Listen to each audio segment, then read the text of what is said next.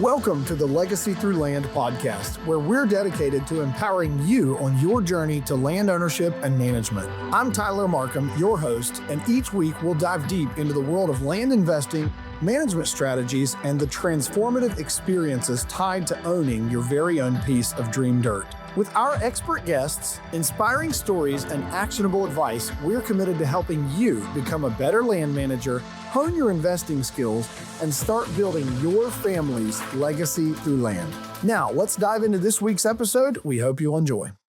Welcome back to episode 25 of the Legacy Through Land podcast.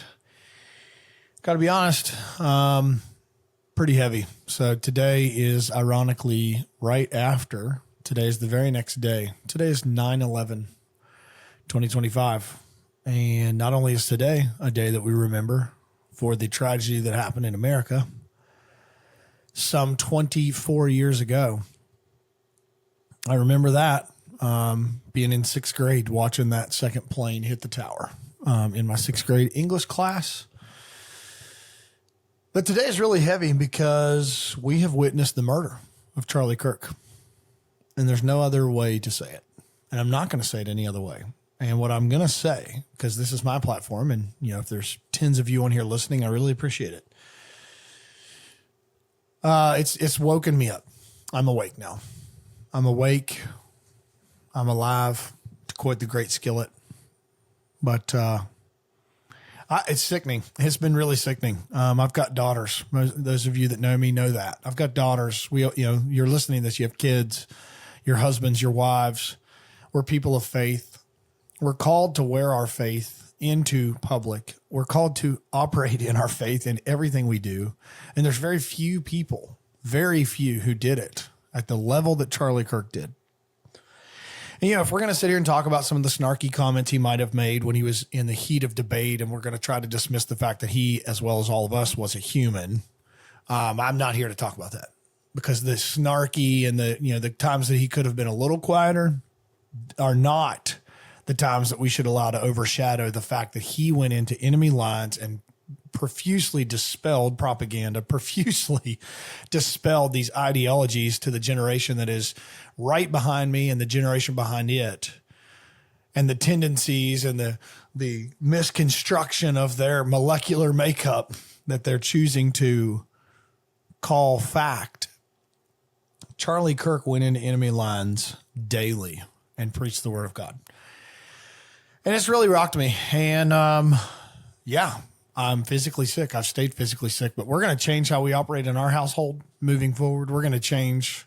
And I say we, it's mostly I, as the leader of my household, as the leader of my family, as the leader of my business team, as the leader of my friendships, as the leader of whomever you want to say. I'm accepting the call to rise up. I've sat on the sidelines too long. And I want to make sure we're all talking clearly here. You could quickly go to, this is going to air a week later. Maybe the dust has started to settle for you. I hope it hasn't. But we are not here to talk about whether this is left or right, as much as I might have my opinion on which side it is. Okay. It's not about left or right. This is about good versus evil. Evil. And evil took over that event in Utah yesterday. So the question for you as a believer, and even if you're not a believer, I'd ask you to ask questions. Because here's the thing. God put in us a moral compass, and you can choose to say you're not a believer.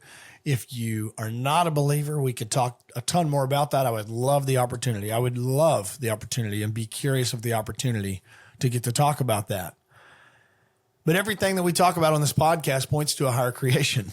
And with that higher creation, we were built a moral compass inside of us. And if you think that we don't have this moral compass, then murder yesterday wasn't wrong to you. It wasn't. So if you make a post and say, well, it doesn't matter about being left or being right, evil happened and we have to do better as a nation, that's because you have a moral compass. Okay. Let's just clear the verbal air here. You have a moral compass by saying that, because murder isn't wrong if you don't have a moral compass. Let's talk animals for a second. Animals don't have a moral compass. They weren't built that way. Well, that's why you see these, live, feedings of lions and things in Africa and all the stuff that we can watch where crocodiles are eating animals alive and hyenas are eating animals alive. They don't have a moral compass. They weren't built with that. We were. We were. So I know I'm kind of rambling here, but I'm really physically sick, but I have been awoken, however you say it. Charlie Kirk will not be forgotten in my household. Charlie Kirk will not be forgotten in this generation. Charlie Kirk will not be forgotten for the efforts he made to point us back to the truth, to a great and sovereign God, to point us to truth, to point us to clarity in a world that wants to muddy up the difference in a man and a woman, in a world that wants to muddy up whatever other topic you want to see or go find that he has discussed and debated and dialogued and openly always said. When we stop asking questions, when we stop debating, when we stop having curious conversations with opposition to our own personal beliefs, is when we stop growing as a nation. It's when we stop chasing unity as a nation. It's when we stop all that. And yesterday, someone made a great attempt to stop it, but I'm going to tell you what's happening. And then we will move forward with the podcast. It is actually really good. It's just hard for me to focus today on what has happened in our country. Yesterday, that shot that was placed that was meant to end an era has awoken an entire generation and generations to come and generations before us. We are awake now.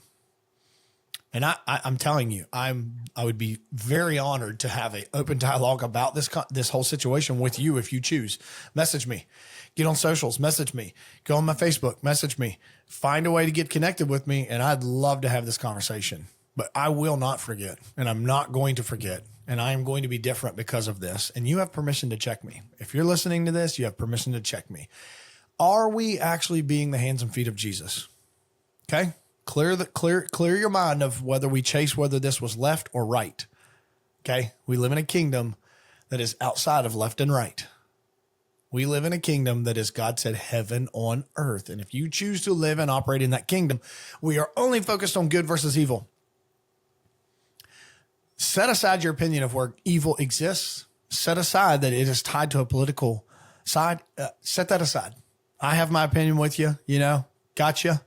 But that's not going to cause people to see Jesus. That's not going to point people to Jesus. Charlie Kirk pointed people to Jesus, like it or not. And we are required and obligated to carry that torch forward. Promise you this, he will not be forgotten. So you heard it first here on Legacy Through Land. If you've listened this far to that, thank you so much.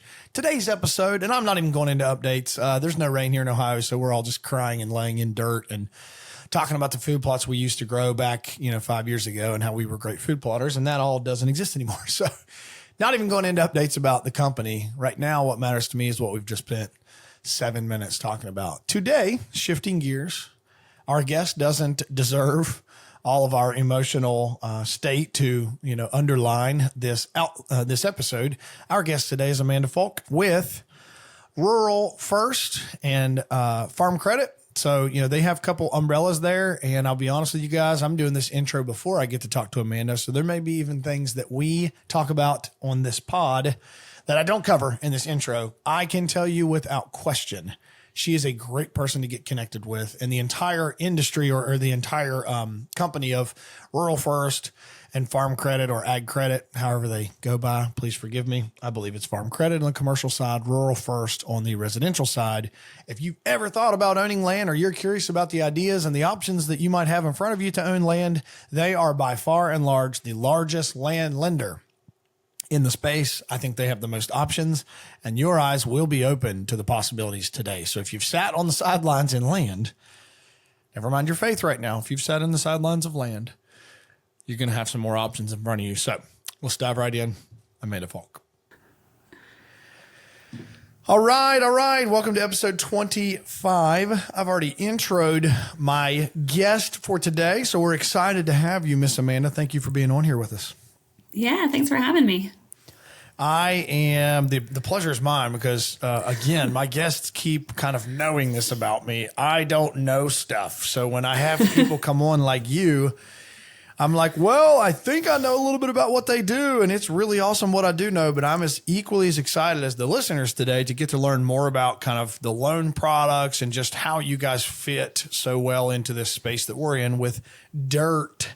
So you guys have to forgive Amanda. I'll give her some credit here now. She says she's sick. I think she's got permanent ragweed syndrome here, but We're going to struggle through this together. It is definitely fall, and the kids have definitely gone back to school, and they have definitely brought back whatever they get at school. So let's all just deal with that together. But I want to go backwards. Amanda, can you tell us, how did Amanda get to where she's at? Give us kind of the previous story. We're just sitting at a park bench. We got all the time in the world. How in the world did you get to where you're at today and go backwards?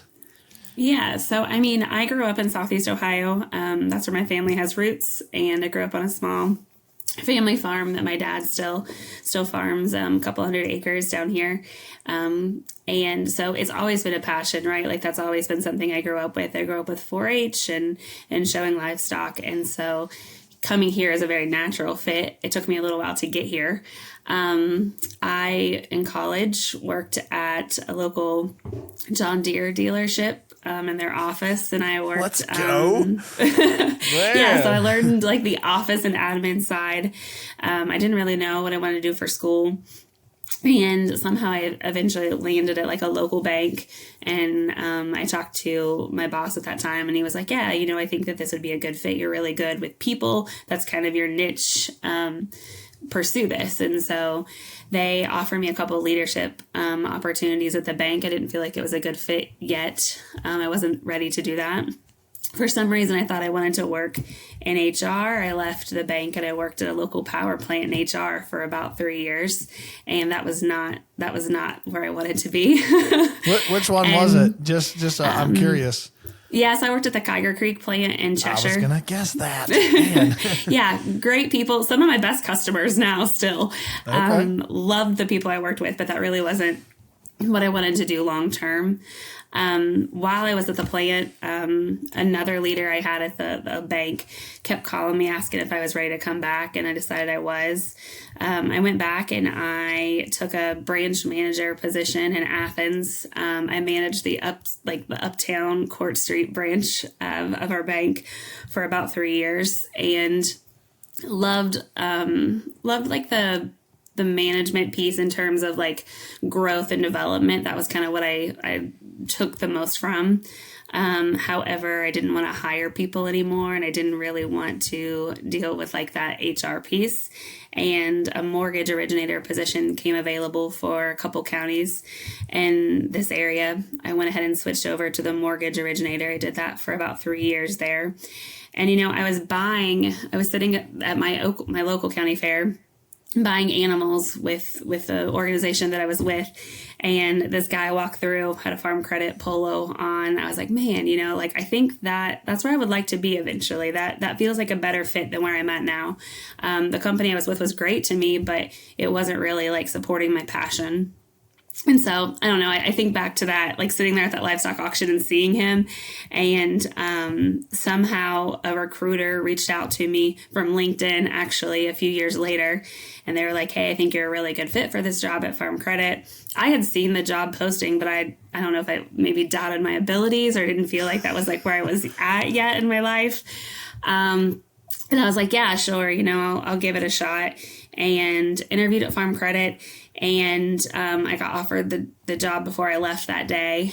And that was a little over 7 years ago. And when I say that I'm happy where I'm at, and I used to get like an itch, right? Like I wanted to do something different, wanted to pursue something else, try something new. And I don't get that feeling here. I feel very settled, very balanced where I'm at now. And it's kind of a cool place to be. And being here so long, first of all, Southeast Ohio, and that's kind of it's kind of a unique set of properties, customers, all of that, right? Yep, so to be successful in Southeast Ohio, I'm very grateful for that. The fact that I can, be some of the top numbers in the state of Ohio is mind blowing to me. It's just because it's the great people that I work with. I'm really blessed to work with, honestly, some of the best in the industry. And I think that's part of why this just feels like home right now. So take a drink. I want to unpack some of this. Let's go. Wow. I've heard of people that are pretty uniquely equipped to be in the seat they're in. And then I've heard what you just said. So let's break this down a little bit. So farm girl, grew up on a farm, learned the value of a hard work day on a farm. You said your dad still farms today. And a couple 100 acres is not a small farm, by the way. So let's not downplay what dad does. That's a lot of farm. And then, so you did 4-H and you showed the fair animals and you held the lamb's neck up perfectly while the judges were walking through, and you're making sure and pushing the toe of your calf or your heifer and making sure they're in the proper stance. You do all this. You did all this. You get into, you worked at Kiger, which sidebar, Amanda, we're going to have some fun here. Sidebar, my very first farm, little fun fact, my first farm that I ever bought in Ohio that gave us the itch to buy land in Ohio and create the memories through hunting that we have. My first farm was probably within a mile of that plant. So there in Cheshire, right on Route 7, like right past the railroad tracks, was my first farm in about 2011, somewhere in there. So, very, very distinct memories of that area. There's a few tree stands that I have that like are up on a ridge that you can see the towers, the steam smoke, whatever that's coming off the plant. You can see all that, and I know the area well. I fell fondly in love with Millie's Diner down there. While Millie's Diner, and then there was also a pizza joint right there by the plant. Like at the crossroad. Yeah, I can't even remember what that place was called. I don't even know if it's still open. But I was going to say, surely it wasn't Kiger, but that's just amazing. A small world. Yep. But, we just sold our last piece. We had a Meigs County property that we just sold that was really close to the plant there. And we sold one out on Jesse Creek Road that was real close to the plant last year. So yeah, definitely know where you were at there. So you got into banking after the plant, you said, is that right? So I actually worked part-time at the bank while I was still in school in college. But I left the bank and then went to Kiger for a little while, then came back to it. Okay. So, I guess I just want everyone to make sure they hear, like, you're not just a lender who stumbled into an open job that happened to be with dirt. This literally all could have just been constructed backwards. You know dirt. You grew up with dirt. Your family earns a living and works hard through dirt, whether it's side income, full-time, whatever, but you know the value of dirt. Yeah. And now you help people accomplish this dream for themselves. So, it's got to be fulfilling, obviously, to see what you get to see. And I can tell you guys, we're going to dive deeper, but I already know how passionate Amanda is about seeing people own land. Like, I know that. So we've had the great fortune of working together and doing some loan stuff together. And unfortunately, to my sadness, I'm considered a business because I kind of do this for a living. And so Amanda is all of you guys who don't do this for a living, who want to buy something on the residential side. Don't let me butcher this, Amanda, but she's going to be your actual friend. She's just kind of my friend now. She sent me to the pasture after she was like, "Oh, you business guy." So we'll bring on Leland. He's been a great connection that she gave me over on the commercial side. But I do, if you guys talk to us, my guy Kevin, who's our sales guy, he recommends Amanda probably 15 times a week. He literally sends people. We don't recommend anyone else. We send them straight to Amanda, and they call and say, "My gosh, I didn't know about all this stuff they have over. That's amazing." So I'm getting the cart ahead of the horse here, but it's just, I hope you hear it enough. It's interesting. And I would have to say fulfilling to hear the backstory of how do you get into a seat that I think we would both argue is pretty unique. Like, you're lending on an asset class that probably 90% of other bankers and other mortgage originators do nothing with. Like, right. They all just do houses and, but you start with dirt. Yeah, like before I came to Farm Credit, I was working in the secondary market world, and it's just different, right? Like, now I land on everything I wanted to land on then, if that makes sense. Yeah. So the things that I couldn't touch before is really my niche product now. That's where I perform the best at, you know what I mean? That's kind of our specialty area. And you said you've been here 7 years now. And tell me, it started, so you have some nice attire on today that says Rural First. Yes, I've already asked Amanda when my stuff's coming, but Rural First, correct me if I'm wrong, was this a rebrand or kind of a repositioning at some point? Yeah, so I was hired under Farm Credit when I first started, and at that time the lenders were doing both, like hunting properties, production ag. They were doing house loans. They were doing construction loans. And that was kind of when, or shortly after, I should say, kind of the documentation changed. Government really changed like what that regulatory stuff looked like. And that was a lot to focus on. And so the other piece of it too for farm credit was if you're going to build a house, you're probably not going to think to call me. So it was an intentional rebrand.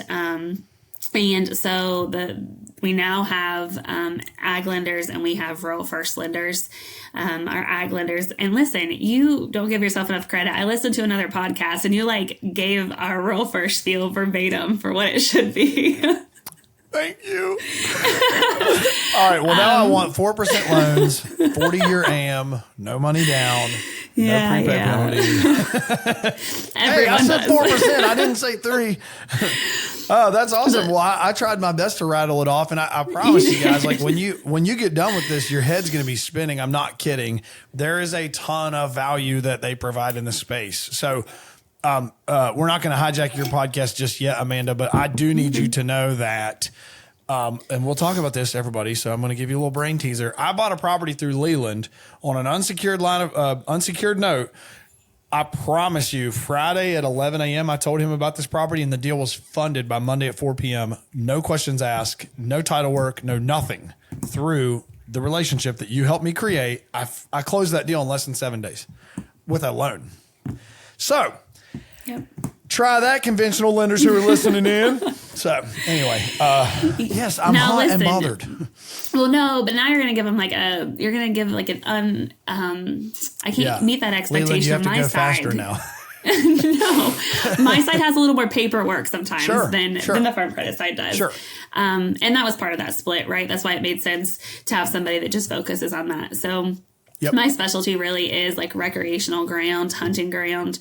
It definitely could be something that folks are going to timber, but I don't want something that's really like a production timber type property. I want something that you and your family are going to use, you're going to love, hold on to. Now, that's not to say you have to hold on to it forever, because a lot of times my business, I mean, I'm 7 years in, I've probably done 3 or 4 loans for folks at this point that are buying up. They're looking for that next property. They're looking for that bigger property.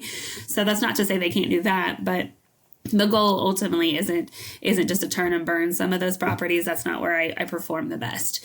I do a lot of lots with intent to build. So as long as I'm outside of city limits, I have the availability to purchase a lot that you want to build something on down the road, and then houses on acreage. And I do a ton of construction loans. So those are really like my 4 areas of specialty.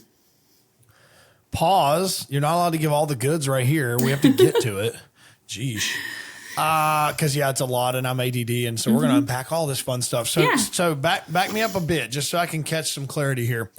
What when you came on, was it called Rural First, or we started talking about it, and then I sidebarred you kind of the needs of? Well, I'm assuming you guys have kept evolving. Like that's been the point of what's happened. So what did it look like then, and what's Rural First now?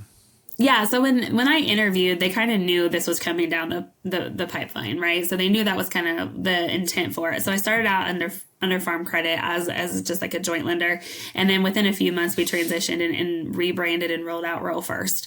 And so that was shortly after, but the need was there, the niche was there, and I don't know how familiar you are with like what we do, but we actually partner, so every state has a farm credit association, and Rural First actually partners with other farm credit associations, not just ours. And so Rural First is honestly like a nationwide brand at this point. The majority of the states in the U.S. have a Rural First version. It might not look exactly like ours does, but it's our people, the same leaders that I work under, the same group of people. So we are more than just like my 4-state territory now.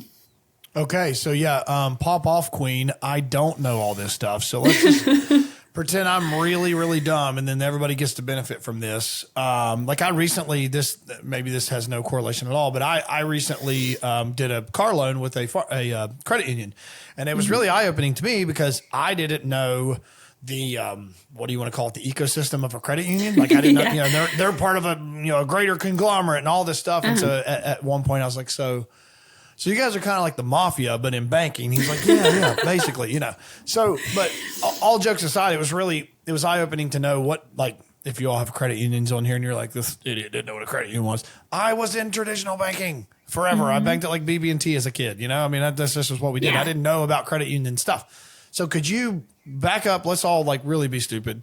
What do you mean by you partner with other people and that still is the same umbrella but may not look the same? Yeah, so years ago, the government said that every state had to have a farm credit. And so that was solely purposed to fund those farmers, essentially, right? So I'm part of Farm Credit Mid-America. We cover Ohio, Indiana, Kentucky, and Tennessee. Those are my core states. Okay. But then also we pull in other state or other farm credits. We've absorbed some other farm credits, some smaller ones over the years. But then also because Rural First was like a farm credit is the umbrella, right? And Rural First was underneath of that. We were able to kind of sell that out to the other farm credits across the country. So a lot of those farm credit associations didn't have any type of consumer lending products available to them. And so now they're able to lend to not only your production ag, but they have the ability like us to capture that similar segment, but a little bit different customer base.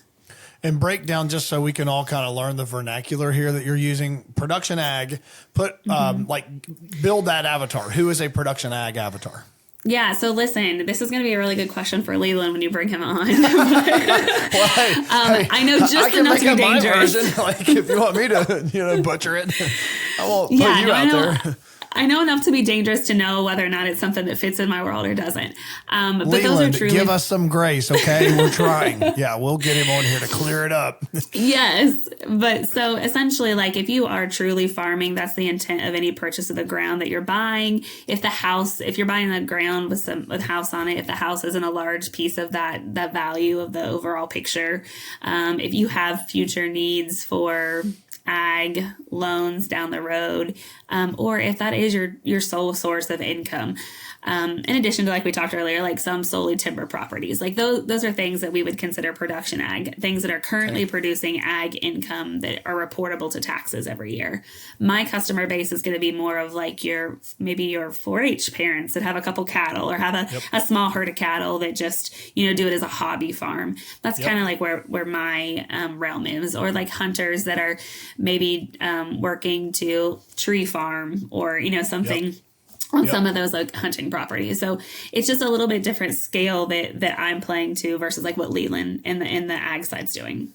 And let me ask, to me, before I forget this ADD thought here, it seems like your avatar is the great American dream. Okay. Like the great American dream is to own land, to raise your family on land, to watch your kids run around the yard, to sit on the porch and drink tea and cry and thank God for your land, build your house on it, raise your animals for 4-H, like that box. Okay.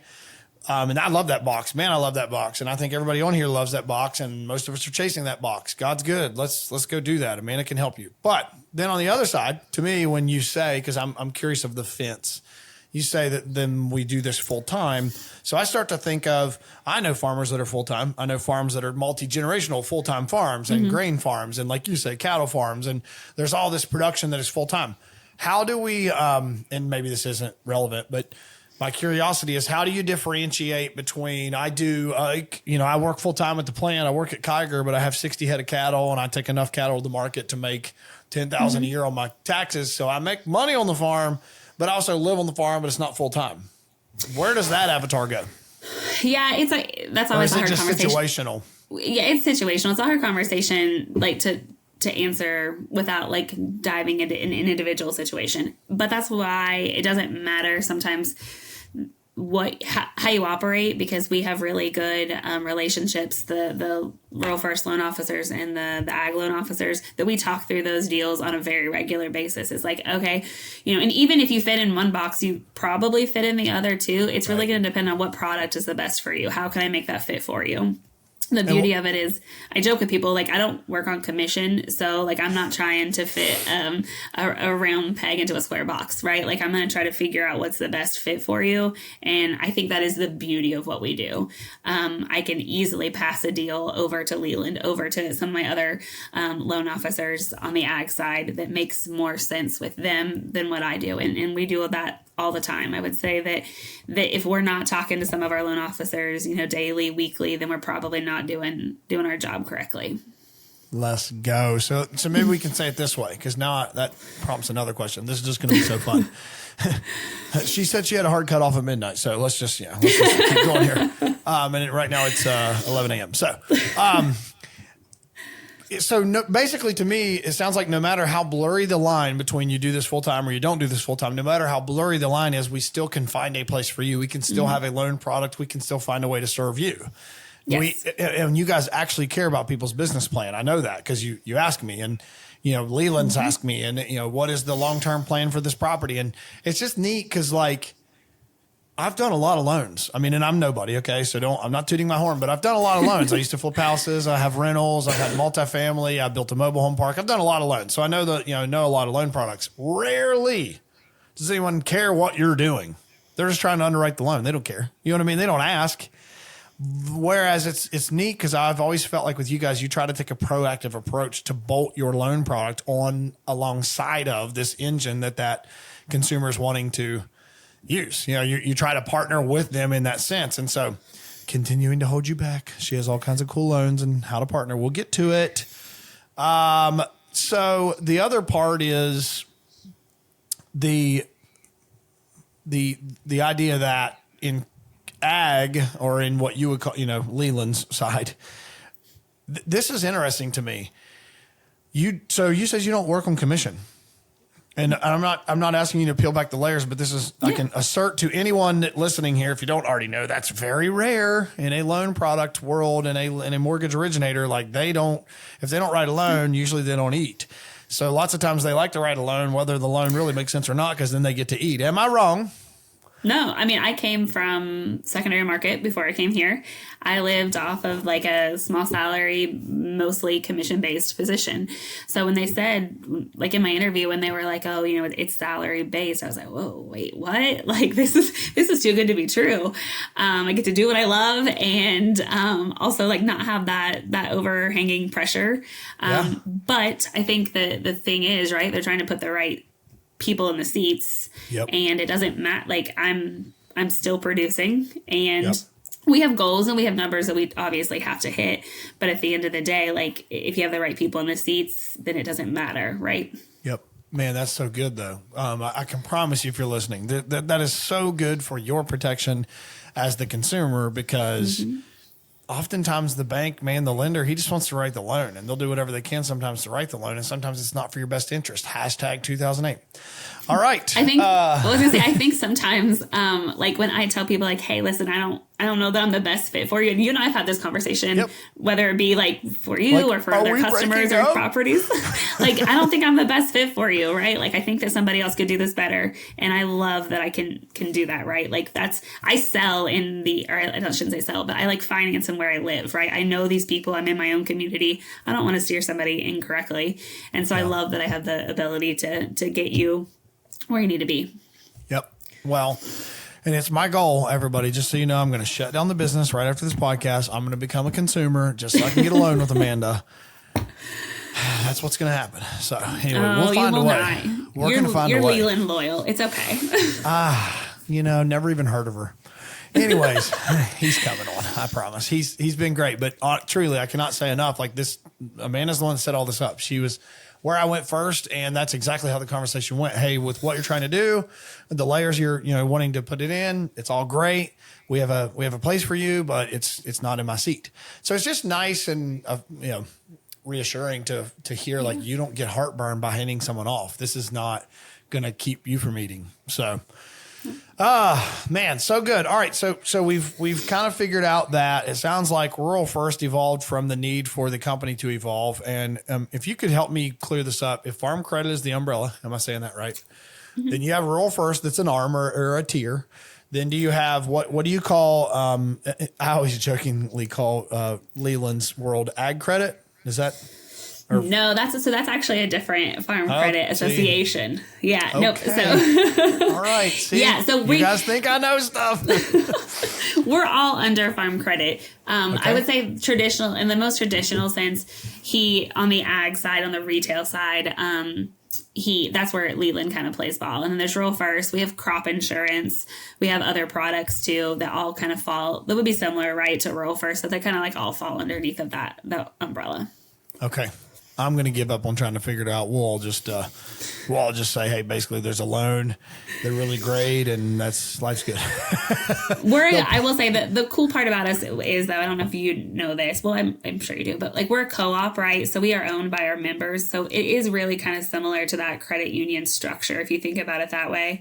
Well, that's why I brought that up, but I didn't know that, Amanda. Like, it's probably going to scare you how little I know. So I really want us to peel this back. What does that mean? Let's go there. Yeah. So, I mean, sometimes it means we're a more conservative lender, honestly, right? Because we're lending our member monies. But the biggest part that I think that our customers feel from that is we're retaining those loans. We're servicing those loans. You can call me in 7 years and I'm going to be the person that's going to take care of servicing that loan for you. Everything's going to held in-house. And then, so you have to buy membership stock when you get a loan with us. We include that as part of your closing costs. You get it back when you don't have a loan with us. It just essentially holds your place in our co-op. It allows you some really cool features being in the co-op. On the ag side, they have patronage where you pay back a percentage of your interest to the customers every year, which I'm sure you're familiar with that piece. And on my side and on the ag side, we have the ability to do conversions where you can adjust your interest rate. So it's just a lot more flexibility, and it's just structured a little differently than maybe a traditional bank would be, especially like a big box bank. And I will tell you guys, I got a really nice Milwaukee tool bag from Credit in the mail the other day. And, you can't say Milwaukee and really nice. Like, you can't not say that in the same sentence. So this wasn't like, Little Tykes or Harbor Freight. This was some good stuff. It was really nice. Thoughtful gift. So, man, you are literally dropping so many bombs that I'm like going to have to we're going to jump everywhere. Everybody, just forgive me. Sue me if you don't like the roller coaster. All right. So, because I was going to ask you about patronage. I always talk about patronage when I talk with potential buyers for us. I'm telling them, like, hey, here's why we think Rural First and Farm Credit is going to be where you want to be. They have all this cool stuff, yada, yada. Apparently you said I did some of it right. But patronage, you're saying is that Leland's world and we kind of leave it to him? Yeah. Or do you know enough to be dangerous? Nope. So it's a percentage of your interest that's paid back, but that is only taken care of on the ag side. The reason that I don't pay it back on my consumer side is my rates are sometimes a little more competitive because, right, I'm competing with secondary market more so than like the ag side is. So the offset is my rates are typically a little bit better, so I don't pay back patronage at the end of the year. But it is something that our ag team still does. So it's definitely nice. And they usually, like, if you have questions on what that actually looks like for your loan, they can usually give you an idea of, how much that would technically be. It's not guaranteed, but we're fortunate enough that our farm credit has been pretty successful the last few years and has been a pretty nice chunk of change. I love this. Okay, well, maybe we'll let Leland dive deep into it on his world. So don't disappoint us, Leland. If you're listening, it's coming, baby. You better be ready. No pressure, but lay it out. But what you can talk about that I just took another note on, I wish you guys could see my notepad here. I'm writing so fast. Loan conversions. You talked about conversions. So maybe, Amanda, it makes the most sense to start from the beginning of, I think we should just paint the picture of the classic avatar of who are the types of people that come to you, and typically what are the types of loan products that you're consistently talking about and working through weekly. Because that's where I think people's minds are going to be open to kind of what you guys can do. So could you maybe, we paint some avatars and you say, these are some of the, this is some of the stuff we talk through a lot, and we break, I want to break one of your loans down. I just don't know how you want to get started with it. Listen, this is, I'll give you my spiel. Don't worry. Let's go.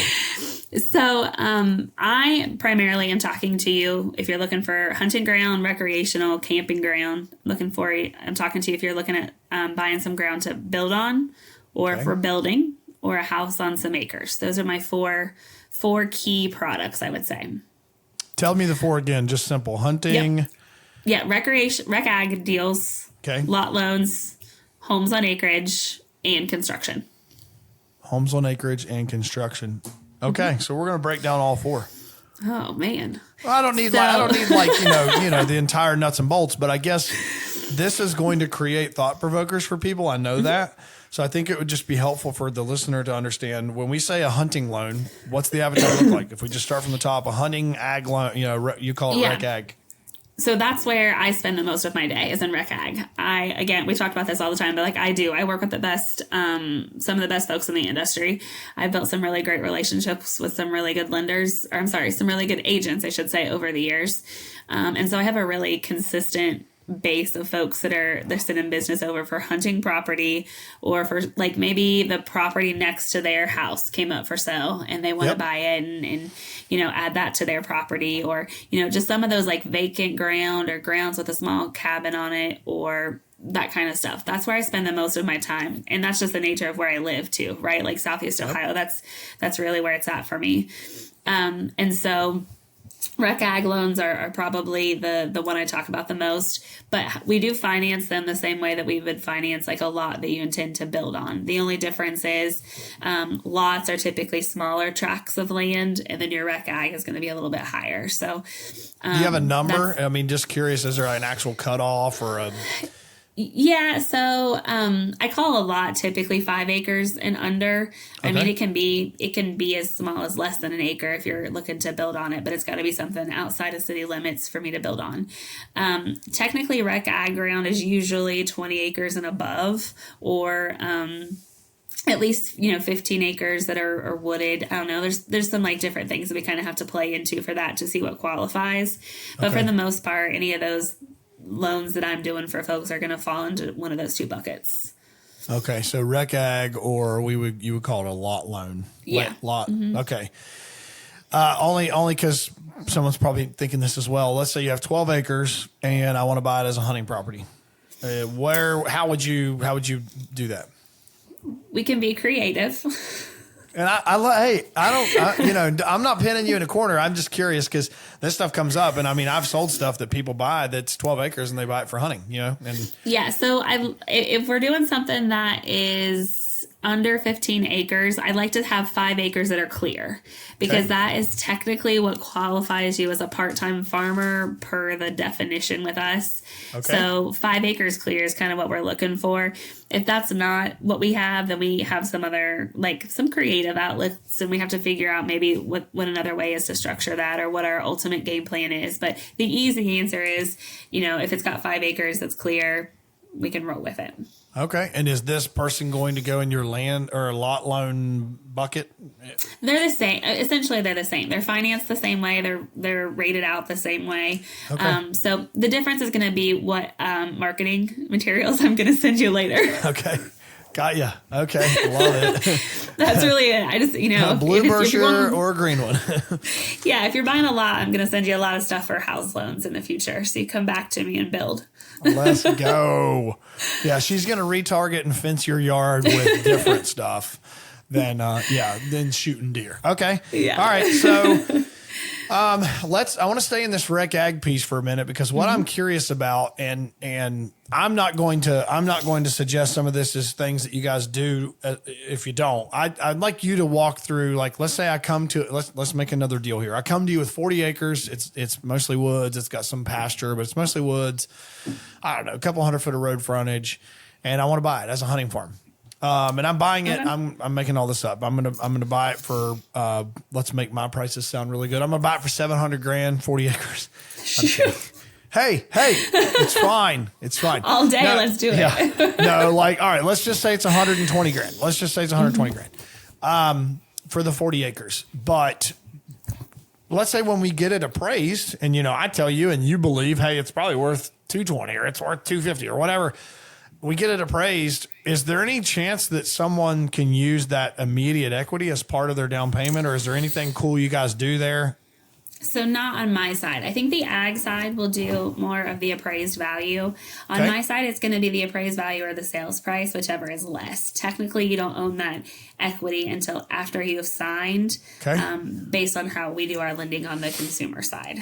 Gotcha. So just so we can unpack that for everybody, if it did in that argument price for $225, purchase price is $120, you guys are still going to loan a certain percentage of the $120 on the front end. Yeah, and you're going to be walking into a heck of a deal where you've got all this open equity.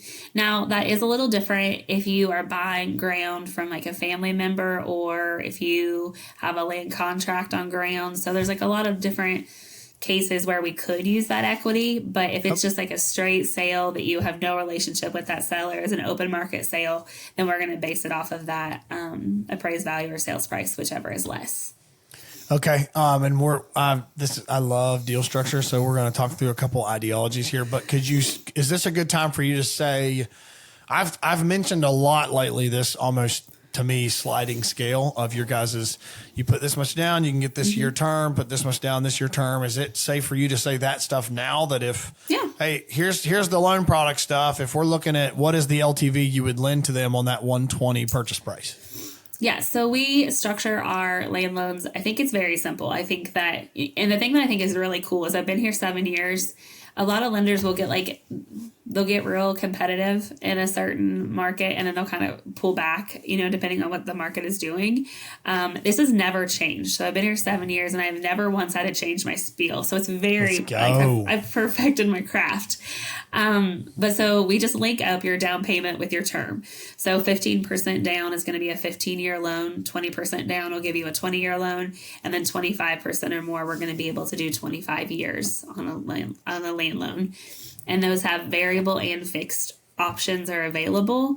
I will say, for whatever reason, the way the market is right now, those fixed options are what most people are opting for because there's not much of a difference between that and a variable. And when you can do a conversion in a couple of years when the rates fall, that's what most people are opting to do. So it just gives you a little bit more security. And some of these deals that aren't like your prime, like these are like extra purchases, right? Like It's not something that is like your house or, so it's a nice way to kind of balance out your payments and know what to expect.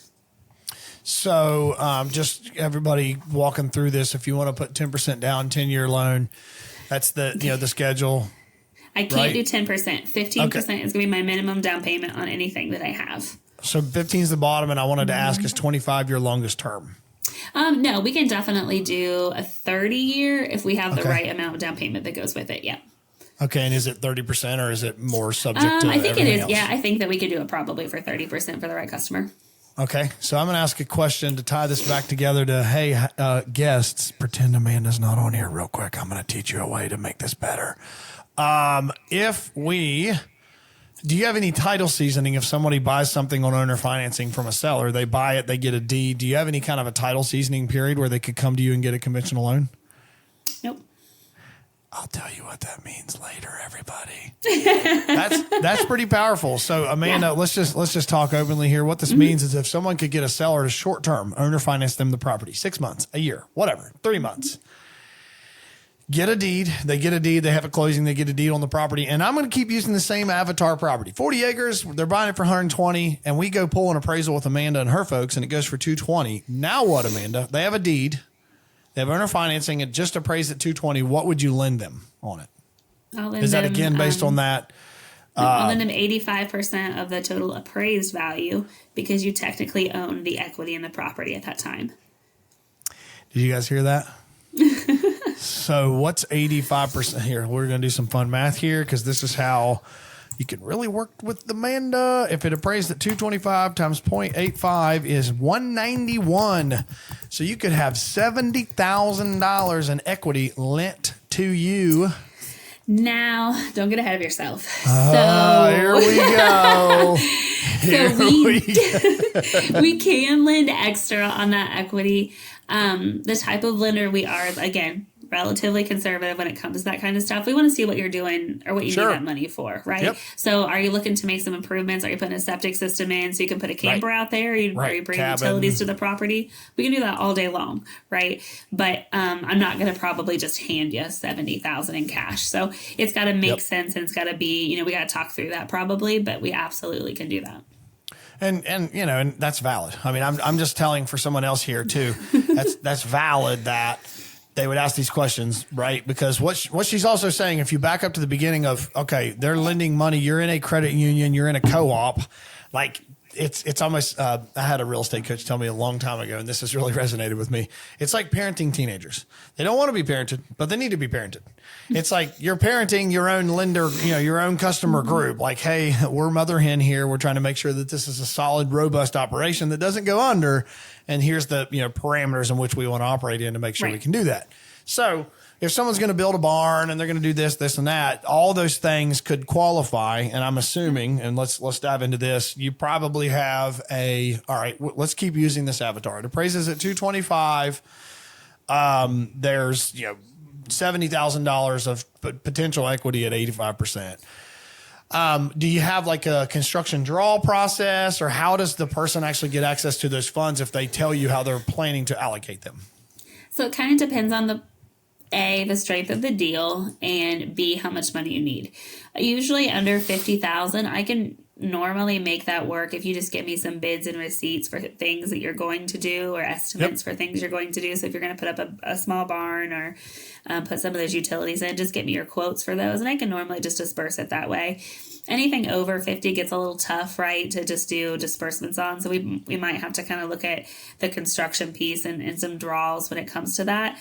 But that's the beauty of what we do, right? We can talk through each of those situations and figure out what the best fit is. And let me just emphatically tell you guys, because you haven't gone and searched other lending products, that is not the case with a bunch of hard money lenders. Okay, I know, I used to flip houses. They want a construction draw. They want an itemized breakdown. They typically want a home inspector to go approve the draw. Then they'll send the money within 10 days, and then blah, blah, blah. She's literally telling you we're just asking for some legitimacy to what you're asking for. Now, my next question, Amanda, is will you release those funds to the I keep calling them the consumer. What do you call them? But are you wanting to release those funds to them, or are you wanting to pay the contractors directly? So it depends on what they're doing. Normally I try just to release it to them, right, for my for my simplicity. But yeah, like I said, it's gotta make sense. We gotta have the documents. I gotta feel okay about it. At the end of the day, that is the beauty about being here, is they trust me to go with my gut. I've been doing this long enough that I have deals I'm willing to stick my neck out for, and sometimes there's ones that you can't, right? Like it just doesn't make sense. So like that's why I think that conversation on the front end on any property that we're buying is so important. I want to know what you want to do. I want to know what your game plan is, and talk through it, because I thought it was really, I listened to your podcast with Neil the other day, which I thought that was cool. Thank you. I was like just listening to it, and then I hear my name in the middle of it, and I was like, whoa. I was AI. Yeah. I just put it in there later. It wasn't actually in there. But what he said, I asked a couple questions, and the way that we approached it wasn't even how he thought that was going to play out, right? And so that's why I like to ask those questions. I've been doing this long enough that sometimes there's a better path forward than maybe what you have in your mind. And so that conversation is super important on the front end. Well, and all of this conversation that we're having now speaks to, if you build a good bankable relationship with someone like Amanda, and you're a straight up person, do what you say you're going to do, things will go well for you. With Rural First, things will go well for you. Like I honestly, if you're listening to this and you're excited about working with Amanda and you've got a project, I would actually challenge you, and she's going to laugh, I would challenge you to go to a couple conventional banks, talk to them about what you want to do. I'd challenge you to go to some hard money lenders online. I'll give you some names. Go to Wildcat Lending or Arch Capital, because here's why. You will quickly go back to Amanda and be like, hold up, you said what? Because they are doing things in that manner no people want to do, because they want to hide behind the box of this is a business. This is not person to person. I mean, Amanda's literally saying they're vetting a deal based on what your value of your word is, the value of her own gut. And I'm saying all this to not say someone, you abuse this and it'll be lost forever for you. But it's built because this is how rural America is built. This is how communities are built, is one loan to a good person who has an honest plan at a time. That's how it works. So, circling back one more time, If you are struggling, because, Amanda, my podcast is about one of three things. I want to make you better at being a land steward. I want to help you empower yourself to go find your first land deal. That's fulfilling to me. And people like you are going to be literally instrumental in helping that happen for someone. Or I want to bolster your belief to go continue to grow your land investing business and, help you believe you can do it. Well, this is an instrumental part of that is if you don't have a good lending relationship or a banking relationship to help execute your deals, you're going to be stuck. And so it's powerful. So the marriage of what I said earlier that I'd be happy to dive into on another podcast of, and this happens a lot, where I have sellers who don't necessarily need that money like tomorrow. And if they would be willing to owner finance a deal to you for even 3 months, okay, Amanda would say get 6 to be safe. Mm-hmm. If they would be willing to owner finance a deal to you for 6 months at a price, Amanda can now call that ownership for you because you have a deed. Now, this is, we're kind of getting into the weeds, but you need to have a certain legal structure set up to where you do have ownership. But you're unlocking potential equity if it's a good deal. You're unlocking that equity. That's not your own credit. Now that's where I want to go next, Amanda. How and you don't have to give like a hard number, but what does credit scores look like for you guys when you're vetting a deal or vetting the person? Again, fairly conservative, which I don't hate, right? Because these are extra purchases. These are primary purchases for folks. So, I like to see you above a 680. The best credit score of like a 720 the score of like a 720 is going to get you my best rates. Okay. But it's kind of hard to get anything below a 680 approved with us. Now, that's not to say that I don't talk to customers every single day that are below a 680. And I think that there's a need, right, for financial education. And so I feel like I spend, an hour or two a day sometimes talking through how to get you where you want to be. So sometimes you're not where you're in the ability or in the position that you're ready to buy something. And I'm not saying by any means that I'm an expert at credit bureaus. And I think that honestly, I think they're a whole crock anyways, but I can usually I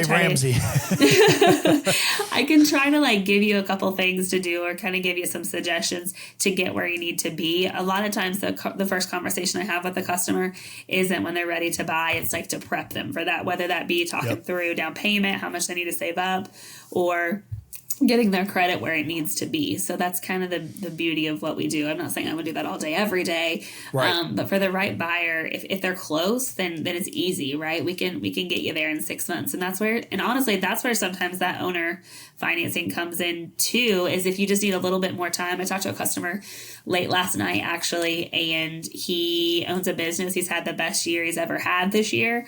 But I can't get quite enough income from his taxes currently. So I really need him to file for this year. And so I suggested to him, see if you can get a land contract for 6 months, see if you can get something on file. That way you, 1, secure the property, 2, buy yourself some time, and then you're going to have some equity in that property out the gate. So those are the conversations that we have on a regular basis. Please go talk to a traditional banker and hear them tell you to go maybe get a land contract for 6 months because they actually want to help you. They're not going to tell you that. They're going to say you don't, qualify. So, quick question. This is all for my curiosity and for the listeners. We talk credit repair. Do you actually have any recommendations in-house, out of house, however you want to say it, third party, but any kind of credit repair arms that you like to recommend to people that actually, if they want to go through a process, or do you just kind of give them a spitball of here's the things I see and here's what you can do to fix it? I feel like I typically give them here's the things I see, here's the things you can fix it. There are folks out there, right, that can help you do some of those repairs. The guy that I use actually retired not too long ago, so I haven't found that person for me yet. So if you find a person, let me know. Yeah, or if you are a person, let me know. Me too, please. I've got land contracts in West Virginia that if these people would fix their credit, I have told them, and if they're listening, I please hope they my rate is way higher for you. If you would fix your credit, you'd have a lower monthly payment. You could own the property yourself. It's all good. Even in 21, Amanda, I was like, you don't understand. It's 2.5%. And I'm 9.5%, right? And you, right, yeah. And they don't do it. They don't do anything. No. They just don't even do it. And so I'm I wish I had somebody to send through this credit repair. I had a buddy that used to do it because they had 100 rent to owns. I don't know that it went anywhere, honestly. I don't know. I should say I don't know that it was, I don't know that it was hugely beneficial. versus the amount of work. But yeah, if you're listening and you got a credit repair person, hit us up. Yes. And basically that's to fast track. Just let's not, poo poo on the people that don't have a 680. It's to fast track. Lots of times people don't know how. They don't know how to fix it. Well, yeah, and I think that, that's something we're not taught, right? Like, I think that is like I think that we're doing such a disjustice for our youth by not educating them on that. But we know how to use Pythagorean theorem. So, I mean, it's really handy when it comes to trying to get qualified for the loan for the 20 acres you want to buy. So, yeah. And it's not, I think a lot of times it's not people's fault. They don't know, or they're not sure what their first move to make is. And I think that a big thing, and while we don't consider medical collections on credit bureaus, that is something that a lot of our local hospitals are really good about reporting that folks don't even know are out there. And if you don't know, and you don't know where to look, and you don't know how to take care of it, you know what I mean? Like, it's always going to report out there. So a lot of it is just like educating folks to what probably somebody else should have done before they got to me. Yeah. And just while we're on this whole what not to do, two things. First, you would recommend before someone gets excited about land and goes shopping, or they go find a land agent, or they call Legacy Acres and buy their dream property because we have the best properties ever, that they might, hey, it's my podcast. They might get pre-approved with someone like you so they actually know what they could shop for. Would you think that is sound advice? I think that's super sound advice because how does that work? It puts everybody in a really bad position when you come to me with a contract and I can't lend you money, because I know if I can't lend you money, probably nobody else is going to lend you money either. Shots fired. It's just uncomfortable that way. So I'm really grateful for our pre-qualification process. So we have a 2-page form I can send out to you. The first page is your basic info. The second page is going to just be a balance sheet. So everything that you own versus everything that you owe. We get that because I just do a soft credit pool, and not everything always reports to the agency that we pull through. So we do that because we are a relationship-based lender, right? So we're seeing some of that stuff. We can talk through some of it. So that form will probably take you 15 minutes to fill out. You can fill it out from your phone, from your computer. I don't care if you print it out and fill it out with paper. I don't care.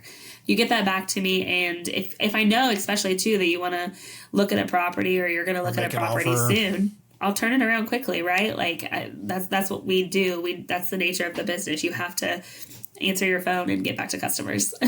What is that again? I'm sorry. Say that again for all the people in the back. The secret to success. Yeah.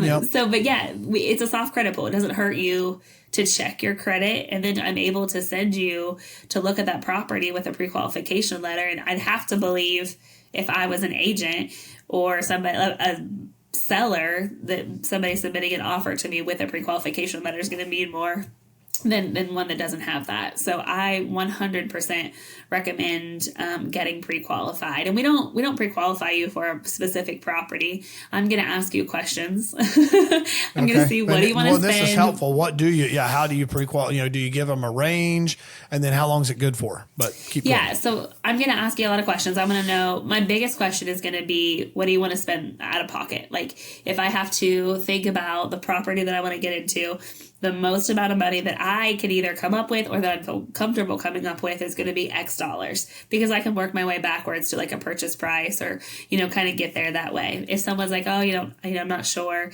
then we might talk about what payment do you want? And then I'll work my way backwards with a payment. So all of those things we can kind of figure out, what's the highest dollar you can be pre-qualified for. That way, you know what you can shop for. Because it doesn't do you any good to qualify for 150 and look at 300,000 properties. So we're having that conversation. And that unless you want to make a lot of sellers mad and agents mad. And it happens, right? And those are the folks. That's the easiest way to get, I think there's a secret blacklist out there of people that agents don't want to work with. Yep. I have a property, 24 acres, that was listed at 179. Agent says it's worth 200. Then the same agent brings me a 155 offer. And he's like, that's the max the guy's approved for. And I'm like, what? Okay. Okay, got you. So you don't mention this at all when you want to make sure you're getting your commission paid. You don't mention any of this, but this is what he's approved for. Got you. Yeah. So, 50,000 less than you said it was worth. So. just because, yeah. Right. Well, and those letters are good for 90 days. And if you don't find something in 90 days, we just stick it back in, right? Because it's a soft pull. It's not hurting your credit. Why we do that is we know, right? If you're looking for land, sometimes that's a longer process than if you're looking for a house or you're going to build something. And so that's why we kind of do that it's a soft pull on the front end. So I'm a big fan of that. Yep. So here, I got another one. This is more of a rhetorical question. And if you need to take a break, you tell me. I'm hitting her with a lot of stuff at once. So you keep that cup full. We talked about rec ag, okay, and kind of, but back up real quick. Would you also, this is a fun one. Would you also not recommend that people buy and finance a Leonard shed for their new property 5 days before they close it, and then put the Harley in it that they also financed 5 days before? Would you recommend they not buy the zero turn mower at Lowe's 5 days before closing? I recommend you not touch your credit any days before closing. That's what I wanted to cover. Please emphatically tell people, do not make any credit movement during this loan process. Yes. Yeah, and we're laughing, but truly, what's this don't mean? finance Go this into blind that you got to put up and all the wood to build this whole thing, right? I don't want that. Do it the day after you close. We love you, Rich Hickson. Do not buy Rich's 360 blinds on financing prior to closing with Amanda, and we're joking, but what actually happens, Amanda? How does this happen? How does this get found out, and what can happen? Yeah, so I mean, that's going to be a hit on your credit, and that's very instantaneous. And normally we get an alert if you've had your credit pulled during that process, right? The other piece of that is it can drop your credit score. So even if it doesn't affect your debt to income ratios, it might affect your credit score, which is also going to affect your interest rate. So your interest rate goes up. Yeah, your interest rate goes up. That could affect your payments. Like, it's just like this whole domino effect. It's a whole lot easier if you wait 2 days. Yeah. And then I guess the other thing I would say too is you guys, which is typical of any lender, you do, I don't know what you call it, but they do a clear to close, but you do some kind of a credit again the day prior to closing usually, or some kind of a what do you call it, reapproval or something? Yeah, you're just going to want to make, it's just normally a soft pull to make sure everything still kind of matches back up to what it did at approval. Yeah, so everybody listening, paint an actual real picture here. Sometimes this stuff can take 60 to 90 days to close, and you got approved with Amanda. And hey, I'm not working with the wrong lenders if it's taking that long. Hold on. I don't mean the lender. Okay, let's not throw her under the bus. I'm talking seller issues, or let's say there's a title issue, or right, it's got to be surveyed, or we got to get the septic approved from the.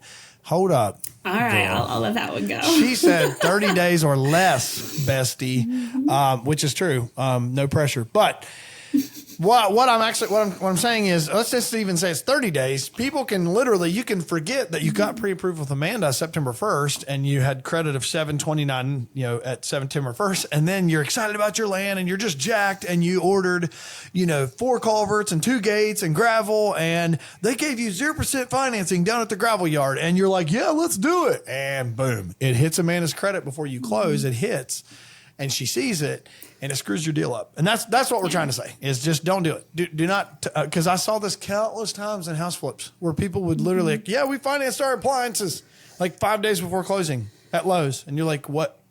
You applied for a Lowe's credit card 5 days before closing. And guess what? Now you can't buy the house because it sent your credit under the threshold or whatever happens. That's been your free lending minute from Tyler. All right.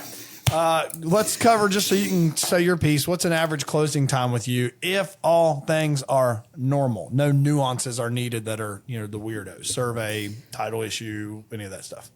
I would say 3 weeks probably. Now, with that being said, repeat that? Well, I was going to tell you that, like, right now I've got them closing in 2, but that's not always the case, right? It kind of depends on how long our vendor work takes. So a lot of times, if you're buying from normally like a reputable seller that's got a reputable agent, some of that title work's done a lot of times on the front end, or a lot of that's already taken care of. Yeah, and so that's going to speed up the process a lot. I'm so fortunate. I have farm credit appraisers that appraise a lot of my larger tracts of ground, which is meaningful on a whole slew of situations. But they know, like, they're very efficient. And so the vendor work is sometimes really what holds up a deal from closing most of the time, especially on these vacant ground loans. Got it. So you would recommend, if you're working with an agent, you'd recommend that they run pre-title. You'd recommend they have a good relationship with the title company. Everybody's getting their stuff in order, because it isn't just the lender, as everyone might think. It's not just the lender that needs to be prepared to close.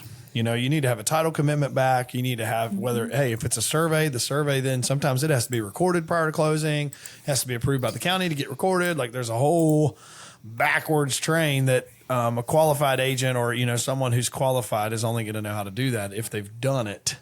But that can speed up your closing. The other thing I'll say, too, to give Amanda some credit and push weight back to the consumer, is if you don't answer her crap for days at a time, don't yell at her about you not getting closed. If you get her your information Friday at 8 p.m., I know her. She's going to still probably have you a pre-approval by Saturday morning. But it's not fair or right to yell at someone when you take 4 days to sign something and then you magically need it the next day to give back to your lender. You got to give the same that you got. So I feel like we had one of those. I feel like you're speaking from experience. Oh, no, I'm speaking from a ton of experience. A ton. Yeah, a ton of experience. And today I'm very irritable and sad with all the stuff that's going on in our world. But I don't like when people's time is wasted. And I think it's incredibly disrespectful when someone, what wants everyone in the equation, because you got to think here, what we're talking about. So let's paint a potential closing here. I'm a seller. Let's say you're buying a piece of land from Legacy Acres Land Company, and you have an agent who's representing you, which, by the way, is cool with me. If you have an agent that you're actually working with that represents you, cool. So now we have an agent on your side. We have us on our side who's doing contracts. We have a title company. We have a lender. We have an appraiser. We might even have a surveyor. We might even have the county approval. We might, you name it. You got a lender who's asking you for documents from your work that you've got to fill out. They're asking you for a list of assets that you own and the bass boat and how much it's worth. Okay, so you got to do all this stuff. Well, all of us are held hostage until you do it. And that's the part that I don't like. I just don't like. Mm-hmm. And yes, Amanda knows we had a deal that very much so things were needing to get done. It was a very time sensitive deal, and said person didn't honor that time very well. And everyone involved was getting irritable because we were all dropping. Amanda probably, I'm going to paint a picture of, guess what? She's a real life person. She was probably at a football game Friday night and gets the email that, hey, so-and-so has their stuff. And she's over here probably working on the bleachers to make sure she does her job. But when the ball comes back to the consumer and it's like, we all dropped everything we were doing to make sure you have what you needed to perform, and then you don't perform, it's annoying. So anyway, you started it, Amanda. You started. No, I feel like that's fair, right? At the end of the day, I'm very fortunate that I have the amount of deals that I have, right? Like it blows my mind sometimes. But how many files are you working on right now? If you just rattled, give me a range. 15 or 20 that are live will close. So hold on. Let's go somewhere real quick. Hold on a second. So are you saying that people are still buying land even though there's EHD? Are you saying they're still buying land? Are you saying even because rates are a little higher than they used to be, people are still buying land? Are you serious? I'll probably have my best year I've ever done this year. This year when rates are, Amanda, I thought people should sit on the sidelines and not buy land right now because the train's moving too fast and they're mad. The cost of the land is just going to go up, and rates with the conversion it's a no-brainer because you're going to be able to get your rate down. So there's no better time than now to buy. What? Wait a second. I thought there was EHD in Southern Ohio, and that just plummeted the values of land. There is EHD in Southern Ohio. Okay, but hey, let's ask something here. It's smelly here right now. She says it stinks down here. Hey, let's ask something. Are you underwriting a deal whether there's dead deer on the property or not? Yeah, that's not your value of your property. Okay, let's say it one more time. Are you underwriting a deal based on the dead deer on it? I'm not, no. Okay, got you. Just making sure for everybody in the back, I hear it lately. I'll talk more about it.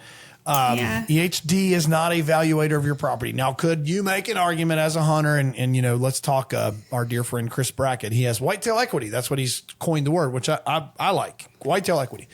Yeah, you might have a quick whitetail equity hit on this whole EHD thing. You might. I'll give you that.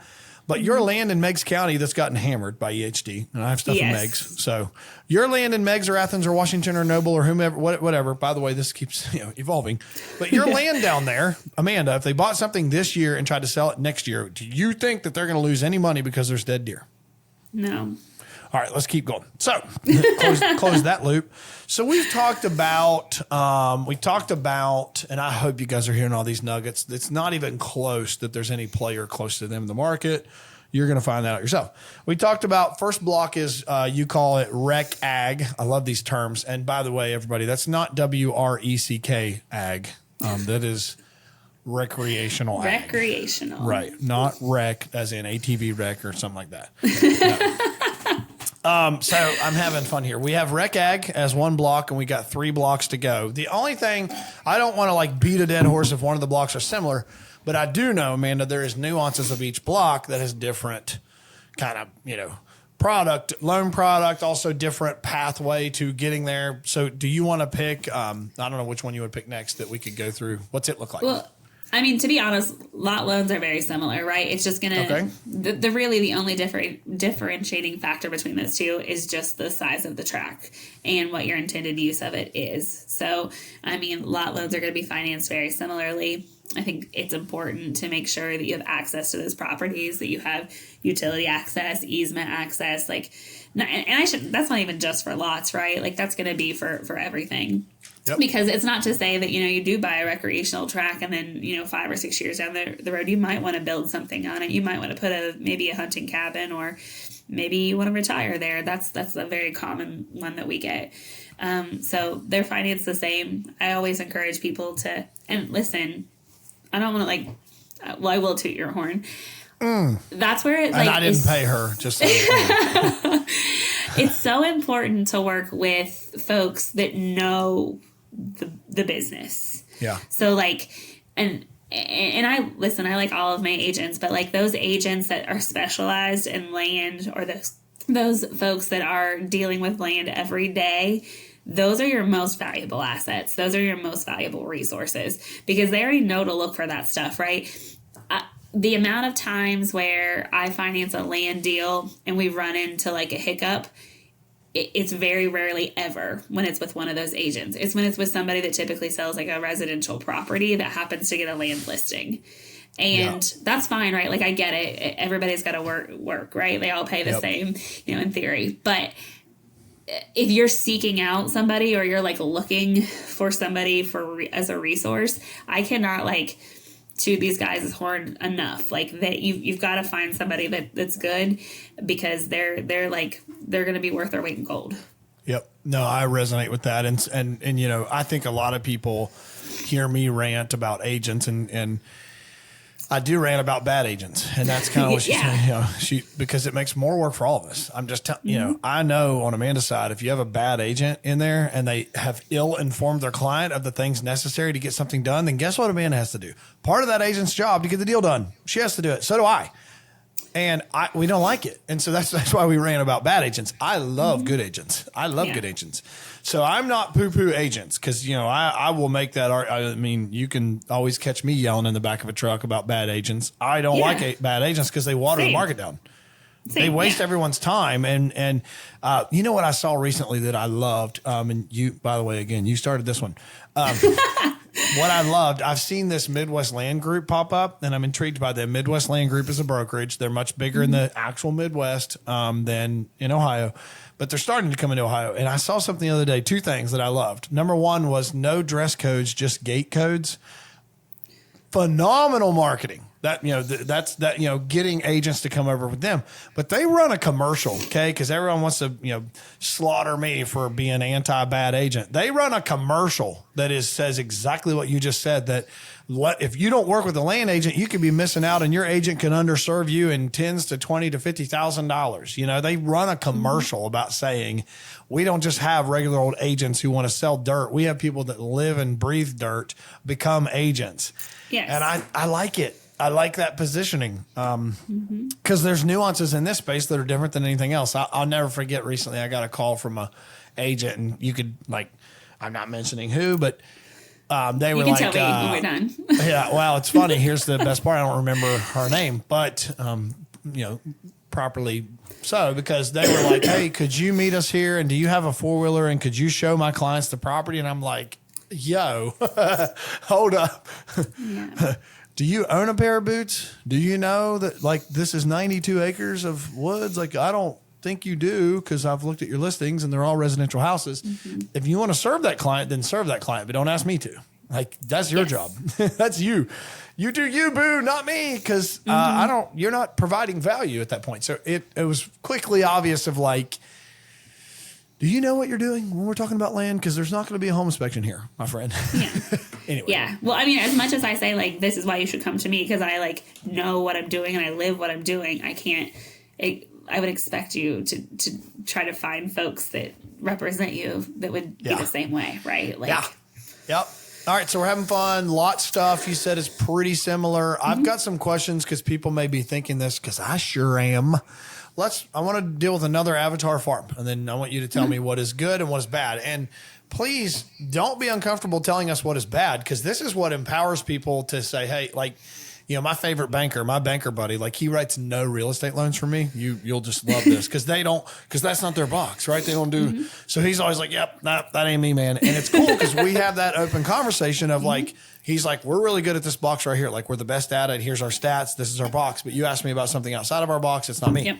So I want to know how we can play ball in your sandbox, which is what, let's say this 40 acres we're buying, let's say it has banger timber, banger. Now I'm making up some, ideologies here. It has banger timber. We're buying it for 120 grand, but it's got like mega timber on it. And is there ways that we can use that timber value for good through this loan? And is there things that we can and can't do? Or what do you tell me about timber? So at the end of the day, you're not going to get a different value just because it's got cuttable timber, right? So the way, and I don't want to like dumb it down too much, but like just so folks know, like the way that appraisals work is they're essentially just going to use like comparable properties that have sold on the market within the last probably 12 months. If they can get closer, under 6, they're going to. So it's going to be comparable properties. Most land is going to look at either like wooded ground, hill ground, and crop ground. Those are going to be your big variances between like what your price per acre is going to shake out to be. So you're going to get a wooded value if you have a heavily timbered property. Now, if you have a heavy timber property, if it has been recently timbered, or if it's got like young timber that might not be full wood coverage, if that makes sense. Yep. That's obviously going to appraise out a little different than something that has mature timber, because it's not going to be the same wooded classification. So at the end of the day, it's great that it has timber. My value is not going to be based on that, because you are probably or could possibly timber it, and I don't want to give you a value that assumes that. I do have customers sometimes that part of the deal is they're going to timber it, or they're going to select cut it, and they might already have a timber contract. Sometimes those timber contracts can play into how I finance it. It can help offset maybe your down payment depending on how that timber contract is structured. I've worked with a couple agents in the past that rely heavily on some of those timber contracts to get folks into some larger tracts of ground, and we definitely can be creative when it comes to that, because essentially those timber companies are going to pay you, not pay you, they're going to pay at closing for that portion of that, or they're going to give you a deposit towards that timber contract. So some of that stuff can help you offset your cost out of pocket at closing. Man, again, so good, so non-traditional. So the question I ask at this point is, are you kind of saying that when an appraiser looks at this 40 acres and it does have banger timber, likely, and banger is a word, Amanda. I mean, I'm just, official. I'm going to normalize it, right? It's a thing. Stop trying to make fetch happen. It's never going to banger is happening. We use it quite often in our descriptions. It's overly used, but we actually mean it and we love it. All right. But if it has some banger timber, is the appraiser actually looking at that? Like, do you know what I mean? That's kind of my question is, are they actually valuing this timber? Sorry. No, you're fine. And I mean, probably just, take you a drink here. Let's clarify this. Appraiser is the bank, this promulgated whatever appraiser for your loan process. This isn't a timber appraiser. Obviously we could go down that road. Your appraiser though, they're not going to study that hard. No, because it's just going to be wooded or crop ground. Those are really the two variances, and like home sites. Those are your like really your three variances that you're going to get value out of. So that banger timber is not going to. You're welcome to use it. You just have to normalize it. So it's not really going to come into that too much. Okay.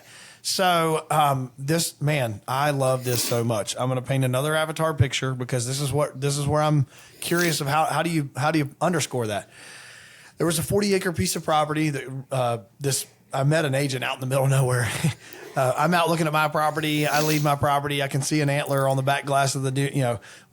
He stopped. I roll the window down like, hey man, and he's looking at Onyx, and he's like, yeah, I'm looking at this piece of property right to your left here. The seller, the owner of it, wants me to try to sell it. And I mean, you look left, dude, and Ray Charles could have seen there was banger timber on this place. It looked like a state forest. It was unbelievable. White oaks you couldn't get your arms around, and I was like, yo, dude.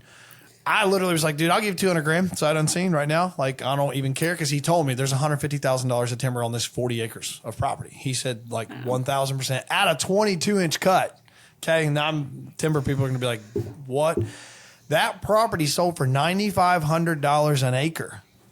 And this is in Morgan County. Okay, $400,000. This property sold for. The only reason I ask this question now is because, all right, it just sold, and I'm we're pretending here because it's going to sell. What if that comp is there, and then this appraiser is like, hold up, this property, this 40 acres just sold for $400,000, but it looks like, Wayne National. Okay, my property looks like that. Are they going to allow this comp, or are they going to be like, no, that's an anomaly? We have everything in $4,000 an acre, and then we have this 9,500 that's a unicorn. Like, what happens there? Yeah, so there are unicorns. I mean, I know enough about that kind of area to be dangerous, right? Kind of like that's not my area of specialty, but sure. It's really they're gonna probably adjust. Like, so even if they use that one comp, even if they don't throw that one anomaly out, right? They're gonna adjust it down so it's gonna be comparable probably to a lot of the other comps anyway. So if it's just one, it's probably not going to be enough to sway that opinion very much. Understandable. You're probably going to need at least a couple more. Now, with that being said, what happens if it appraisal doesn't come in at sales price? That happens sometimes, right? Right. It happens a lot of times. If you don't have some agents or some sellers that know, like, have their pulse on the market. Yep. Or sometimes there is timber that's associated with it, and they know there's a timber cut value, and they know that won't be reflected in an appraised value. So sometimes the appraisal does come short of the sales price, and that's okay. The seller just has to come up with that. The buyer just has to come up with that and bring that to closing with it. And that's where sometimes those timber contracts do come into play too.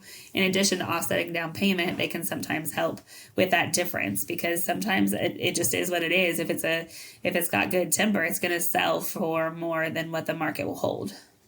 Last question on this. I promise we won't beat a timber horse to death here, but this is a common nuance that I've been seeing. Trees is a big thing here, especially on wreck ground. So let me ask one more question. Let's try to close a loop here. Let's say I'm buying a piece of property and we do have this killer timber. We are the avatar I've just been talking about. Would it help me when I came to you and got it pre-approved, and then I said, Amanda, I got this property and it looks like killer timber. It looks like the California redwoods here. Would it help you in your lending process if I went and got a timber consultant like a Madison Raber who I've had on, or whomever? I got an independent timber appraisal that I could give you. Would it help that apply into my scenario at all, where you guys might have your conventional appraisal and then I say, hey, I've got a timber consultant who's got, you know what I mean? Or a timber bid. Is that something you guys can utilize to help get us to, I'm buying it for X and here's why that's a great deal, but it may be different than what you're seeing on the market? I don't know if that even is clear enough. Yeah, no, I know what you're saying. On my side, the honest answer is no, I don't think so. I genuinely don't think so. Now, with that being said, on Leland's side, could I see them having some flexibility and having the opportunity to take that? Maybe. I mean, I think that could be something. The majority of my, and that's the thing, right? Like, the majority of my properties aren't going to be necessarily great timber, or they're going to be like probably a select cut to try to clear out the ground to run good deer through, right? Like, that's probably what a lot of my properties are going to be. So I think that probably would fall maybe under a different bucket if you're really truly hoping to use that timber assessment. Got it. All right. I promise last question on timber. So we've done a loan. We bought the property. Life's good. We knew there was good timber on it. We just didn't even tell Amanda because she doesn't care about it. Boo-hoo. Cry me a river. But now I'm going to cut this timber. I'm going to do a select cut. Do I owe any of this money to Rural First? Nope, because we didn't value that timber that was in that select cut. So we don't have to do any kind of a partial prepayment penalty, or, we have to make a lump sum pay down on the loan or anything. No. And if we're smart and we properly allocate our purchase price to say that we're buying it for $160, but $50,000 of that is in timber value, and we cut $50,000 of timber value off, you would agree with me that is tax free because we didn't make any money. If you said it was going to be $150 purchase price, yeah. Yeah. Well, so like listen, I'm not an accountant. I'm just making sure everyone, I constantly have this come up, and I don't think people hear it loud enough that if you allocate it when you buy a piece of property, you have to do it. I mean, I bring someone on who's, more versed at this. I don't think you have to do it before you buy it. I think you can do it within a year of when you buy it, but allocating that timber cost to your purchase. Even if, and I'm making this analogy because even if Amanda, they dismiss the timber value on their valuation, it doesn't mean you have to on your purchase. You can make that cut. And then, if you're following me here, maybe you don't have all this equity we've talked about, but it's a good piece of property and you do the select cut. You could use that money to put the improvements into the property, to structures, real asset, utilities, whatever that she's talked about. And then, Amanda, if I'm right or wrong here, they could then call for a new appraisal later. Yeah. Oh, yeah. So like if you want it, so we do something we call like an add-on loan. So say you have your rate is really good on your first land loan. And you're like, I kind of want to build a cabin. I kind of want to do something, put a pad out there to put a camper on, whatever. Then we don't always even have to touch that first mortgage that you have. We could do what we call an add-on mortgage, where you could just do another, say you need 50 or 60,000 to do whatever you want to do. We could definitely reappraise you. Just let us know that you've made some improvements, or you've changed, or the situation has changed, right? Yep. Then you can definitely do a reassessment. That's not to say you have to do it that way, but I love that we have the ability to have that flexibility where you don't have to touch that first rate if you don't want to, and you want to come back and make some improvements to that property later. Okay, more. I can't keep up with all your cool loans.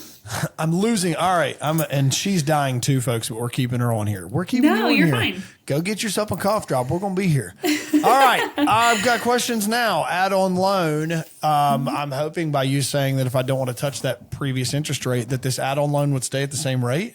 Mm-hmm. So real life example. Shut up. Yeah. So actually, this is like really off the rails, but I think this is like the coolest story ever. So kind of like insert this right now. So yes, go ahead. This podcast is about stories. So my husband and I bought 45 acres. We financed the land. We weren't quite ready to build. Through a local bank, right? You just went to a local bank and financed it. And we weren't quite ready to build yet. And so we paid on our land for a little bit, got our construction plans, got ready to built through another local bank because maybe the lender I talked to at Farm Credit wasn't quite as good as me and didn't explain everything. Okay, hold on. I got to clear your story then, because I was making a jab. You weren't working at Farm Credit at this time. No, I was at previous institution. I was throwing you under the bus. I was like, hold up. Oh, no, it gets better. Okay. So, yeah, I didn't finance with Farm Credit at that time. I called Farm Credit. I couldn't understand what they were trying to tell me. It was like this long-winded answer, and I was like, you know what? I speak mortgage. I don't even know what you're talking about right now. This is voodoo. Yeah, so I went somewhere else, did our construction somewhere else. Anyways, I came to Farm Credit. We were probably, I don't know, maybe a year or two. I'd say a year past when we closed our construction loan. Obviously, I refinanced it here because why wouldn't I? We have a conversion program where I can adjust my interest rate every year. So, why wouldn't I refinance it here? So I brought my loan here. A year or two later, COVID happens. The rates tank during COVID. So we were on a 30-year fixed originally. Rates tank. We do this conversion program where you can adjust your interest rate once a year, every year. You can also adjust your term too. So at that time, the rates dropped enough with COVID. We went from a 30-year down to a 20-year. My payment increased a little bit, but I shaved 15 years off my loan. I went down to a 15-year. And that's where my loan sits now. Well, remind everybody how much money that shaved off in interest. Hundreds of thousands of dollars, probably. So just that switch, not even like shaving the terms off, just the shift in interest was about $98,000 on my new build. Yeah, on my new build. So now we've been in our house about 8 years, and we owe about 11 on it, which I think is crazy. Our 45 acres in our new build home. So that's why I love farm credit. So I sold that conversion program. $11 or another 11 years. I'm here for a while, but I love but anyways, this. we've got, so obviously I'm not ever touching the rate on my house. I think it's like crazy COVID rate. I was going to say, I'm sitting down. Just tell me, does it start with a 2 or a 3? Oh yeah, it's 285. But when I started at Farm Credit, like when my loan originally started, we were at 6. And so that drop is huge, right? Like that's a once in a lifetime drop, obviously. But now my husband's got this great idea that we're building an obnoxiously large pole barn for his tool, like all the toys. Oh, bro, I'm literally about to sign a bid for an obnoxiously large pole barn, so I probably have you beat. It gives me anxiety. I'm jacked. Like I want to yell in mine, and it takes a second to hit the wall. Like that's where I'm at. Well, I'm excited to get the hunting stuff and the toys and all the things out of my basement and my garage. So it's going to go somewhere else. Yes, that's literally what I told my wife. I'm building this so big that you will never be allowed to complain that stuff is outside or you have to see it when you pull in the driveway, whatever. Mm-hmm. Excuse removed. Yes. Yeah. If you want to take up multiple tennis courts, we're good. Like we're fine. But the beauty of what we're doing is I have this equity, right? Because, that like in my area, the value of ground has just appreciated so much over the last few years. I'm sitting on such a nice chunk of equity in my place. EHD killed all the deer. Values have plummeted. And so anyways, we're building this barn with this equity, and I'm going to do an add-on loan and never touch my first rate. In my first mortgage, I'm going to do this add-on loan and finance it for a shorter term, obviously a higher rate. But I'm okay with that, right? Because the bulk of my mortgage is still going to be paid down at that 2.85%. Dive. All right. That was all right. You got to the meat of what I was getting ready to ask. The add-on loan is going to be at today's rate, or is it at the rate of the first one? No, it's at today's rate. It is at today's rate, and it will be, is the loan term short? Can we call this like a version of a HELOC or something? I mean, kind of the feel of a HELOC? Is. Yeah, so I don't offer like a variable open-ended HELOC anymore. I did when I first came. They changed that program. I haven't liked it since. I've sent them to a friend at a local bank that does it a lot better than me for the last couple of years. You have a friend at a local bank? Wow. That's cool. So they just do it better than me. That's really what it boils down to. So send them there. But this is like pulling your equity out, whether it be to consolidate some debt. We can do that on a short term. If you want to buy another property, and that's what we went back and forth on, was where we're going to use our equity to buy another piece of ground or this obnoxiously large pole barn. And that's the route we're going right now. I'm voting pole barn. I mean, let's go. So, and the beauty of it is, right, like if you have a property that, I don't want to like taxes much, but like if you have a farm or you have something that you can write off some of that debt, right? You can do a 30-year loan again as an add-on. So this barn, we could do for 30 years. Debt is not taxable. Debt is not taxable. Debt is not, if Amanda does a cash out refinance for you to do your loan, just so you know, it is not taxable income. Debt is not taxable. Anyway, not a CPA, not your financial advisor, not an attorney, full force redneck here, but I just know mine has said debt isn't taxable. I want to make sure I'm hearing something though. So add-on loan, I'm guessing in this process, if someone's curious about an add-on loan and they've done a loan with you, you call for a new appraisal. We establish a parameter of equity, and then I'm guessing there's a LTV you'll loan on that. Yeah. What is it? What's your highest? That's what everyone cares about. It's the same. Goes up to 85%. So okay, all right. Mm-hmm. Yep. So that's kind of our number, right? Everything that we do is going to be typically 85% or less. And I can already tell you and assert to most of you, if you don't already know this, 80% is the redheaded stepchild other banks. So you're already, and you would say, oh, well, 5% isn't a big deal. Yes, it is. Yeah. Yes, it is. It's a deal breaker sometimes for me on stuff because there's 5% equity on $100,000 is $5,000. Just $5,000. So if you're trying to put in something for $20,000 and you're at 15, they go to 85%. Boom, there's your $5,000. It's a big deal. So 85, very, very good. So today's rate. Now, help me understand though. When we do an add-on loan, you have your main loan. We bolt on an add-on loan. They have two different rates. But is there some way that when you do your conversion that the ever can be lumped together? No, so you can't really lump them together because they are truly two separate loans. But both of them are eligible for conversions. Both of them you can change that rate or that term. So I mean, obviously, I think like for us in our particular instance. We're paying pretty hard on our house right now, in that 11 years that's remaining. We'll probably take this one out 30. And then when the rates do drop and we are in a position to do a conversion, I'll probably drop its rate down to a 10 or a 15, or depending on what our taxes need us to do at that time. That's probably what we'll do. But having that ability to do that is incredible, right? Like, a lot of my customers will do that for instances like this where they're building, putting some money back into the property. They maybe are doing some renovations to their house, or they're buying another piece of ground. Because if you're buying another piece of ground, you've got the ability to use your primary dwelling to help your rate a little bit.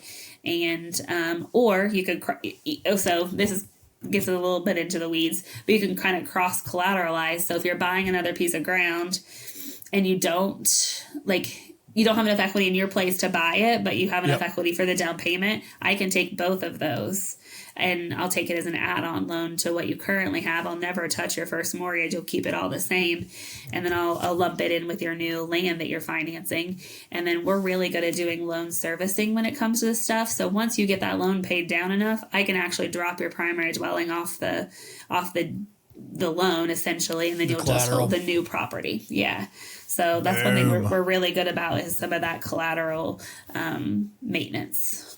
Well, and I'm just thinking out loud here too. If someone was in that scenario, let's say they get some things done to their new property and it appraises and has $100,000 in equity like they believe it will, they could just remove the add-on loan by you taking 85% of that equity, just pay off that loan and they have one loan, right? I mean, they could just use the equity difference to just tell you, hey, pay this note off. Let's just go to one note instead of two.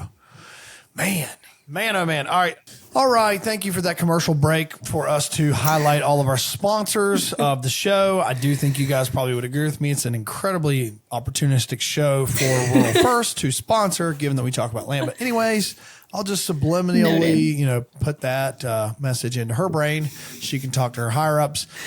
I had to pee and we got to blow our noses and all the things. So, all right, let's jump into. I feel refreshed. She feels like she can talk out of her face again and not her nose. So, we were going to talk about loan conversions. So you keep talking about this. And I also, now that I know that patronage is in Leland's world, the cool term for you is loan conversions. What does this look like and how does it work? And what do we do? How often can we do it? What is the juice? Yep. So I always tell people this is the benefit of being in the co-op. You have the opportunity to essentially own your interest rate. You can adjust your rate once a year, every year for the life of the loan without refinancing. So you don't have all the refinance fees. You don't have the paperwork. It's 3 signatures and you pay a loan servicing fee for us to do that for you. Right now, that's $750. And so you can adjust your rate or you can adjust your term or you can do both. It doesn't make any difference. So I think that is a game changer. If it's a piece of ground that you're holding on to for a little while, it is an absolute game changer. Once a year, every year for the entire life of the loan, please go try to find that from another lender. Literally go ask another lender. They'll laugh. Yeah. With no refinance fees, no paperwork to get reapproved. It's as simple as it sounds. So I joke I sold that for years before I actually used it. Is this legal? Yeah. I mean, is this all right? I mean, I always love stuff that's underground, but this is legal. Okay. Well, and it's like, so that's part of being a co-op, right? Like we're structured to essentially benefit and help our customers. We have to give back to our customers. That's just how, like, that's how we're chartered to lend, right? And so that's just one of the benefits of being a member of the co-op. So I only know a handful of questions to then ask that you guys haven't thought of yet, because I've done refinances before, and I've also had several ARM loans that I have learned the hard way what the fine print said, trusting previous banker friends to help me, do these loans, and then come to find out there's no interest rate cap. And then there's there's these things that, there's nuances of the loan that are significant red tape. So let's break this down, Amanda. If we write a loan today, which I should have asked you this up front, everybody's waiting on the buzzword here. What is today's rates, Amanda? If you're good credit and all things normal, what is your today's rate? What's the best rate someone can get? So if you're looking to do a land loan, a 10-year today is right around 6.875 for something fixed, and a 15-year, which is probably more commonly what I do, is right around 7% for a fixed rate. What about a 20 and a 25 all the way out fixed? 8? So I think they're both 7.25. Okay. All right. So we're going to use a 7.25 interest rate for our talking point here. I write a loan with you today. It's a 25-year AM, 25% down. It's 7.25. Next year, rates drop to 2%. I'm just making a hypothetical. Because I have a 7.25, are you saying I can drop to 2%, or is there something in the loan product that there's a minimum I can drop to? No, there's not. It's not written any way that there's like a cap or anything. Now, you can't always get exactly what the rate sheet is. Sometimes that works in your favor. Right? Sometimes you can get better than what my rate sheet is, depending on what the spread was when you got your loan, and like a whole bunch of like bank jargon in there. Sometimes you can do better than the rate sheet rate. Sometimes you can't quite get there, but for the most part, like you can drop it to the lowest rate that we have. And I'm guessing at this point, obviously, you do at least have to look at their credit. All things have to be the same or better. No. You have to have a good repayment history. You can't have never missed a payment.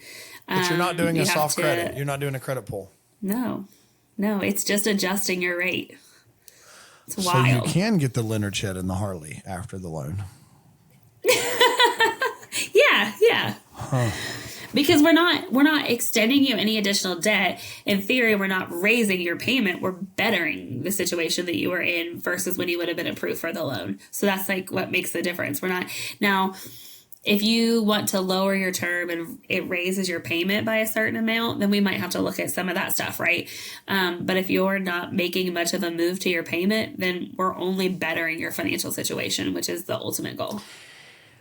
Please forgive me, everybody, for saying Harley. I should have said full cab side by side or Kubota tractor. Yeah, please forgive me. Okay, crotch rocket, whatever. I should have said these. The PH drill. Gosh, I'm sorry, but amazing. This is okay. So $750. If rates lower, you don't have to worry. You just pay $750. You guys have is there a time frame in the year? Because I kind of remember back in the spring, we were all talking about a loan, and maybe it was Leland that said, this is right when our patronage or conversions come in, or can people do these at random anytime they want?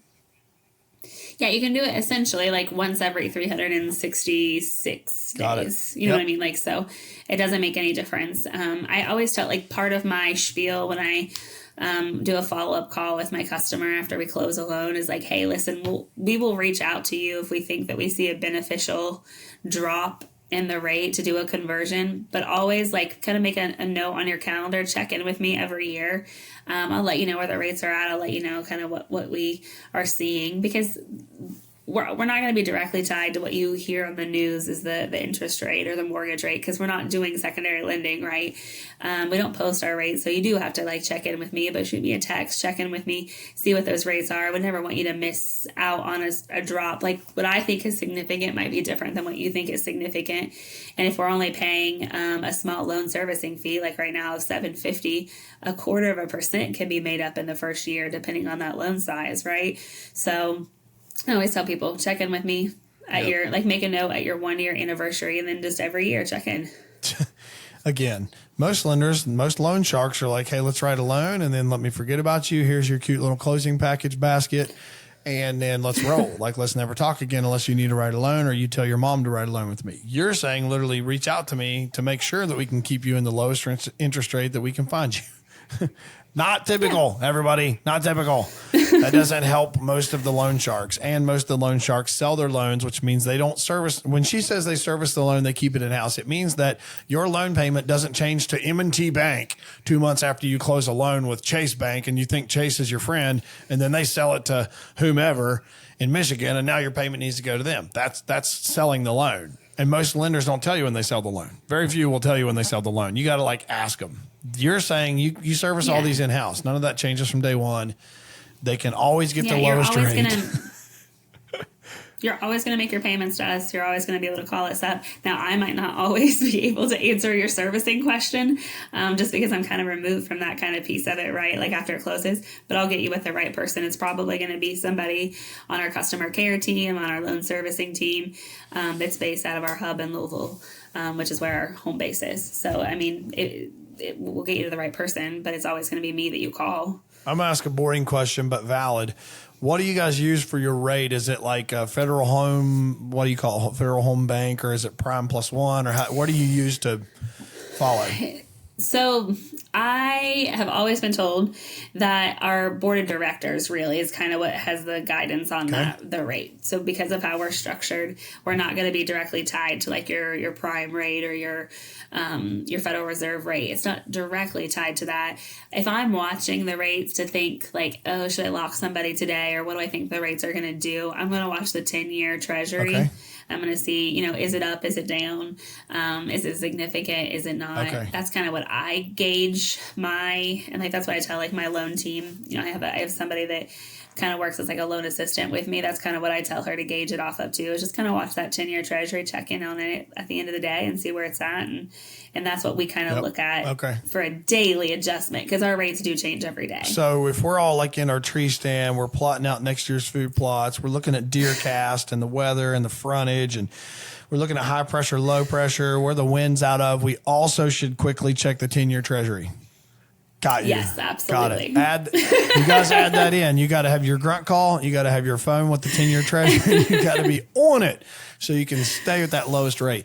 Now, I mean, we're joking about this, but that's insane. Put my number in your phone and text me, and I'll tell you. Well, everyone's been waiting. We'll cover this again, but what is your number? How do people get a hold of you? Yeah, so I always give folks my cell phone. It's a work cell, so if you need a call in the evening, weekend, I might not always answer if I got something going on, but you're never going to bother me, right? So I'll get back to you, when I'm around, but my cell phone is usually the easiest way to catch me. That number is 740-604-0054. 604-0054. I'll put it in the show notes. Mm-hmm. All right, we're gonna keep going here. I want to talk construction loan stuff now, because we haven't talked about that, and I know that could be a real eye opener for people. So and maybe all right. So if we've boxed 2 of the 4, we have the lot loans. It's similar to Rec Ag. Now you have 2 more boxes. What are they again? Yeah, so let's do houses on acreage first, because that is a little bit of the easier one. I'm going to finance, a lot of your traditional banks are not going to like houses where the acreage is going to be either 1 over maybe 20 acres, or if your acreage is going to value out close to 50% or more than 50% of your total value. She is very right. Can you explain what that means? They don't care is the point. They don't care. I've seen it. So a lot of times, if you have like a traditional bank, they might ask you to parcel off your house in 5 acres, which is ludicrous just malarkey to me, because like that's your values in your land. More tax tickets. They might ask you to parcel it off. They're literally setting you up for failure. I'm glad you said that. So we don't care about that. Or like if the value, a lot of times the value, some lenders will do, the land can't appraise for more than 20% of the total appraised value or 50% of the total appraised value. I don't care. I need your house to appraise at least for something, right? Yeah. If I'm going to put you in a primary dwelling valuation, because those rates are always better. You can go out 30 years, like today, if you want to do a fixed 30-year, just to, since we were talking like apples to apples, like the land was right around 7. A fixed 30-year for a house is going to be around 6.75 today. There's variable options that are going to get you down a whole lot closer to 6% today. So, I mean, just you're always priced out better if there's a house that's associated with it. So the only thing I think other than like what we're really good at is our down payment. So most folks want to see 20% down to avoid any private mortgage insurance. Yep. And that's not something that we require. So we can do 15% down and we have no other fees for PMI is what they call that. So no other additional fees or anything. So if you're looking to buy a house on some acreage, that's the beauty of it. And I guess, listen, I'm good at something else on those too. Huh. Well, and let me ask this too. While you're about to tell us what you're good at, what is the box again that is the avatar of houses with land? I guess what I'm asking Amanda is, when are you a player versus the Chase Bank or the whomever that's going to, like, I live on, nothing. I live on a cul-de-sac here, so I have no land. When is a house with land enticing for you? Like, what acreage? Is there a number that gets important? Yeah, I mean, I can do it for anybody, right? If you're outside of city limits, I can do it. Okay, so some people there's a big kicker, though. That's your bit. So you have to be outside the city limits. Outside of city limits. Okay, so someone, if they know that, think of it this way, because I remember, like, we always heard that with USDA. In the house flip game, we always heard, like, USDA, they'll qualify for USDA because it's outside the city limits. So that's one of your deals. If everyone's listening here and you're, like, about to buy a house and it has 4 acres, I'm making this up, has to be outside the city limits for you to be competitive or, to be able to write a loan. What else fits the box of houses with land for you? Because we went to 20 acres and I get that, but is there something under that that's kind of we're excited about, 2 acres and up? Or I mean, I can do them for any amount of acreage, honestly. Okay. And I'm not always going to be competitive, though, is really going to be the kicker. I'm not always going to compete with the secondary market. Okay. But I have customers who will still choose to do those loans with me because of our conversion option. 100%. So we have that ability. Or if they only have 15% down, like they don't want to spend more than 15% down, but they don't want to pay that extra monthly premium for like private mortgage insurance through another lender, that's sometimes the ones that I get to. The other thing that I'm really good at, and I get a lot of houses, even if they are not on a big tract of land, is I don't require the inspections. Like, USDA, FHA, they have like some really crazy home inspections that you have to pass. Do. We're not doing that, I used right? to put up the stupidest handrails. I used to literally put up a 2x4 handrail, and the people would take it down after. And repaint, chipped paint and stuff. I had to do it on a shed. I had to do it one time on a shed at the back of the yard of this house. And we were like, you are actually telling me that this Leonard shed has any value to this house, but I have to paint it or you won't write a loan. Yeah. Had it happen. So that's huge. So we don't have those inspections. We don't require those inspections because we're not selling your loans off. They're staying in house. So those inspections don't apply to us. And so sometimes that makes sense. And also like unique properties. I'm not going to finance them still like 15% down always, but things like berm homes are pretty popular in this area and places. What's a berm home? Barn dominiums. Like a underground home. A home that's built those are a thing in Banks County. I know a handful across of them. Southern Ohio. Yeah. Amish homes, I'm like a regular Amish lender. I do a ton of Amish lending. So if you get English that are buying an Amish home, those are obviously a non-traditional home. But we can do some of those off-grid properties that a lot of folks don't want to touch. Okay, so let me. I'm trying to paint an avatar of where you become applicable, which to me is it's outside the city limits, which we would probably assume is going to be serviced by a well and septic if it's outside the city limits, or maybe it's not. But I'm saying well and septic because typically, like where I live, it's 2 acre minimum for well and septic. So you're talking about a house on 2 acres at least here. If it's outside the city limits, and let's just say wild scenario, it's on county or public water, but it's a 1 acre lot, you're still saying like this is something you can write a loan on. Where I'm assuming you become the real player is 5 acres plus because of what you're saying, because I want our listeners to understand why would you matter at 5 acres plus? Because what Amanda is, I think, saying here, if you're buying a house with 6 acres, the bank, let's call it Chase or whomever. If you work for Chase, I still love you. I'm just using you as a bad avatar. But Chase Bank, or they may not even write loans. Well, I might have to come up with a better bank, but for residential, they write residential more, don't they? Okay. Yeah. All right. We're staying with Chase Bank. Anyways, you're going down with the ship, Chase. 6 acres, get Chase. What Amanda's telling you nicely is that Chase, when they appraise it, like when they send their people out and they do their loan process, they don't really care that it's on 6 acres. They're going to basically let that house stand heavily alone on its own value for the most part. Am I wrong? Yeah, you don't get it. A lot of times they don't want that site value. And maybe not even 6 acres is quite as applicable as maybe that 20 acre that we talked about for those. Because I think a lot of times that's really, they don't want anything above that. That's what I'm trying to say, kind of where would the cutoff be that 10? I mean, they just don't care about the acreage. I used to know that. Yeah, I used to know that though, but the hard part about that I've noticed lately is like some brokerage shops I feel like are doing some houses on acreage that it didn't used to, and that's like because some of those places they jump into the world of ag or they jump into some of these rural properties for a little while and then they're going to pull back and they're going to tighten their standards. And so I think that really just depends on the day, to be completely honest with you, because that's changed a lot over the years. Yeah. And so, I that's something I honestly have struggled with lately too, is like knowing where I am a good fit, because it used to be 20 acres, but now I don't necessarily know if that's the case. Some of them are doing a little bit more, but maybe more so than like an acreage amount. It's just maybe something that doesn't fit into a traditional box. Yep. I'm like very good at things that are outside of the box. Yep. And I've literally heard lenders say, so I'll give you guys listeners, I had a cabin.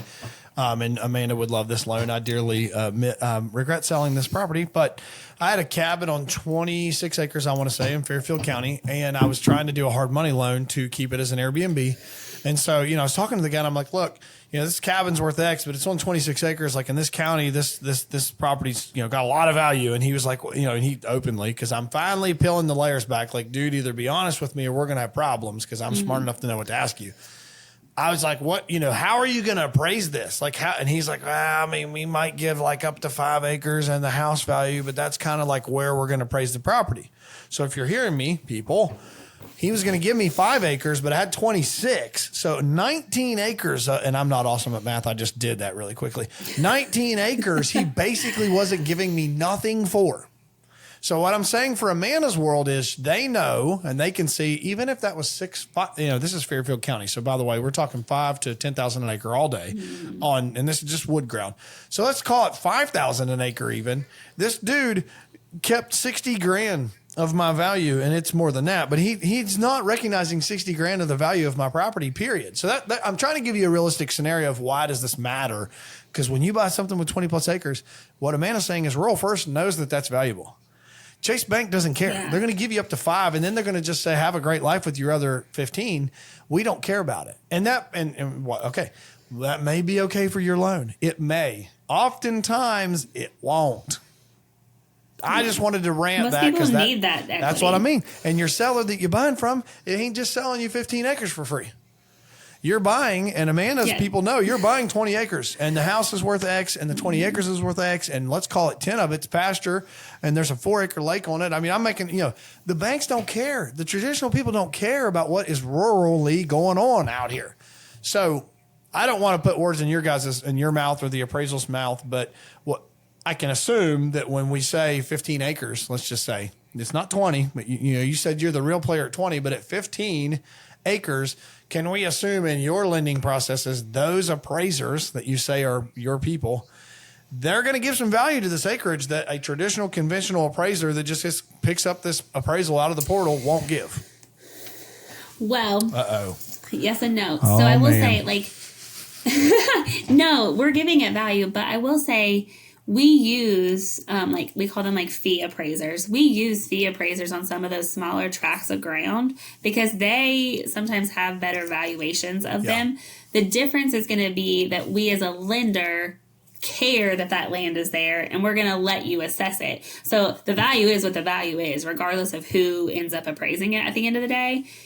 It's just going to be how much we allow you to use towards your loan. And that's what I think a lot of the larger banks do, is they're not going to always allow you to take all that acreage. So the land is going to appraise what it appraises for. We just want that land. We know that land is valuable. We care to have that added to our loan. And so that's really what that boils down to. And those other banks consider that a liability, don't they? the land. Yeah, They do consider it a liability. Which is wild to me. I can't wrap my mind around that. But that's what I'm wanting to make sure you guys hear.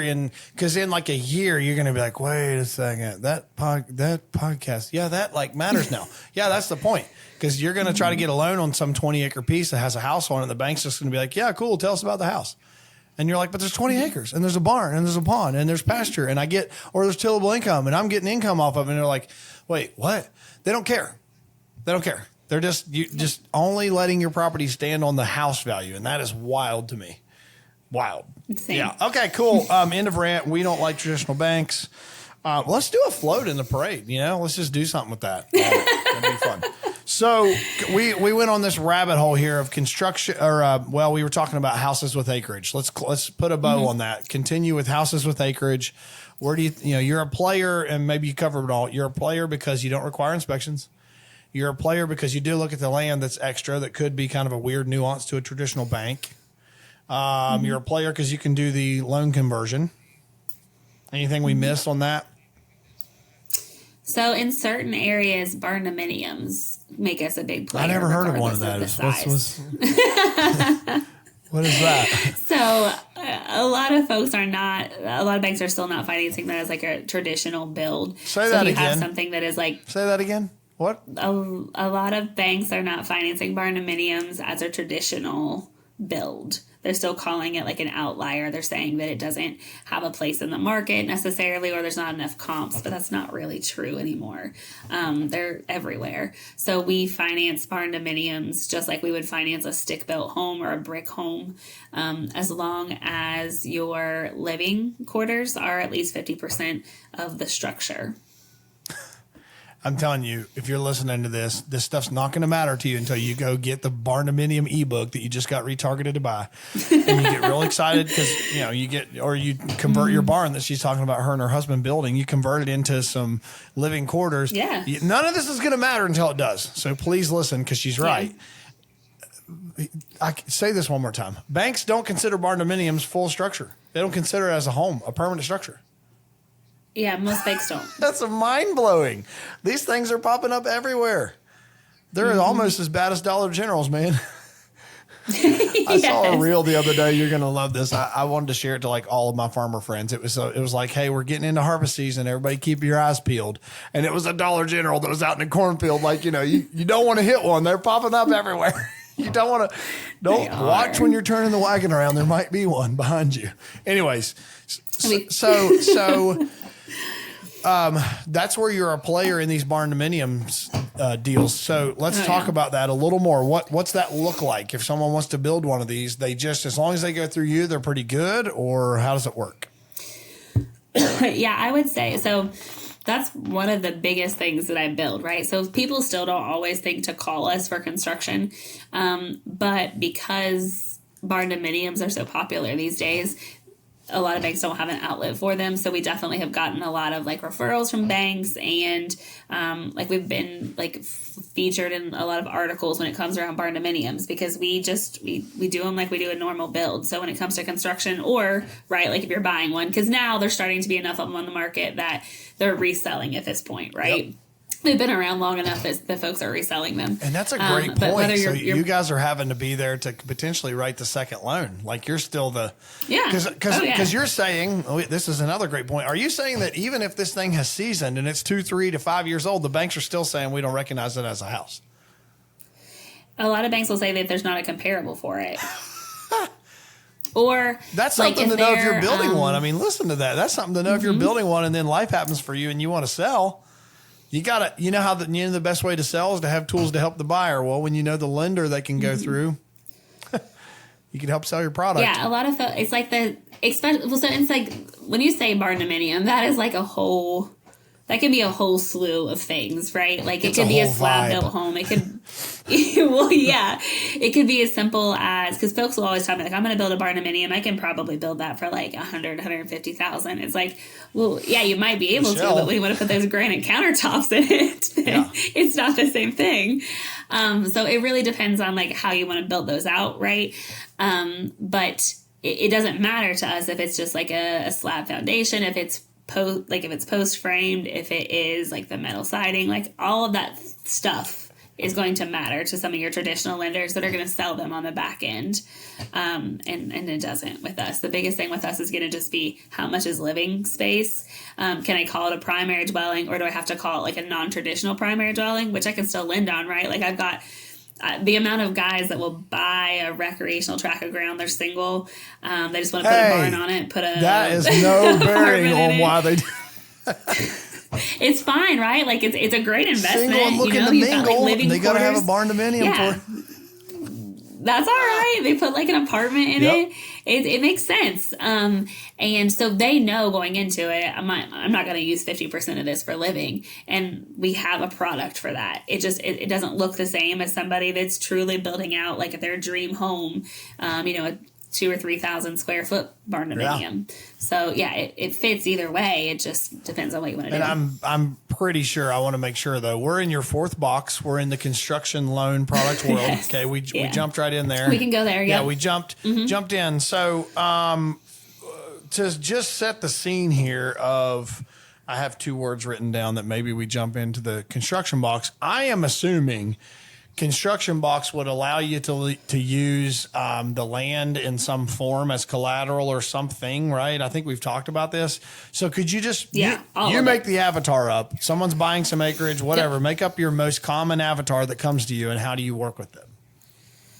So I get calls where people are like, I want to buy this tract of ground, I want to build on it. And that's great. I understand that. 9 times out of 10, I cannot do that all in one transaction. Okay. Because you're not ready, right? Like you don't have your specs, you don't have your plans. You're not able to go into that build 9 times out of 10 prepared because your seller doesn't have the time, right? Like land is so precious. They sell so quickly. So I usually tell folks, you're going to have to buy that ground first, and then we can come back, in a couple months, in a year, whatever, and then we can work on the construction piece. The only anomaly to that would be like if you're building on family ground, I would say. But so when you go to build, we're going to appraise your land plus your specs. Okay. So we're going to get your floor plan, your elevation, your estimate to build that. We're going to lend off of both of that. We call that an as will be appraisal. So essentially our appraiser is just going to give it a value like the home is completed and compare it to other homes that are similar to what you're building. Okay. Is that appraisal always 100% accurate? The honest answer is no, right? Because it's not completed, it's not on the market. It's common for those appraisals once the house is complete to increase 20, 30, well, it's a completely speculative appraisal. I mean, I don't know anyone that wouldn't understand that's why that can't be that accurate. It's not a product yet. Yeah, and so I try to give you all of the tools and the resources to get your appraisal where you want it to be. I joke, I lived through it like a construction nightmare when we were building our home. And I think that's what makes me like a pretty decent construction lender now, right? So I'm able to give you the tools that you need and kind of give some sound advice when it comes to like that building process. But so we lend 85% of that total appraised value if you're going to be using a general contractor. Okay. And I will lend, this is kind of unheard of, but we lend 75% of that appraised value if you are going to be a self-contractor. Yep. Okay. Got it. And what's different about that is if you have not called around or you don't know much about it, is most banks will not do self-contractors. Now, am I saying they're easy? No. Right. Lots more red tape. Well, but there's a lot more of risk. documentation. I mean, this is a speculative loan on a product that's not vertical yet. So, that's understandable. It's a nice option to have, though. Yeah, for sure. So, that's how we lend on those. We do a one-time close. We can do a 30-year fixed note. You pay interest only during your construction window. We give you 12 months for construction.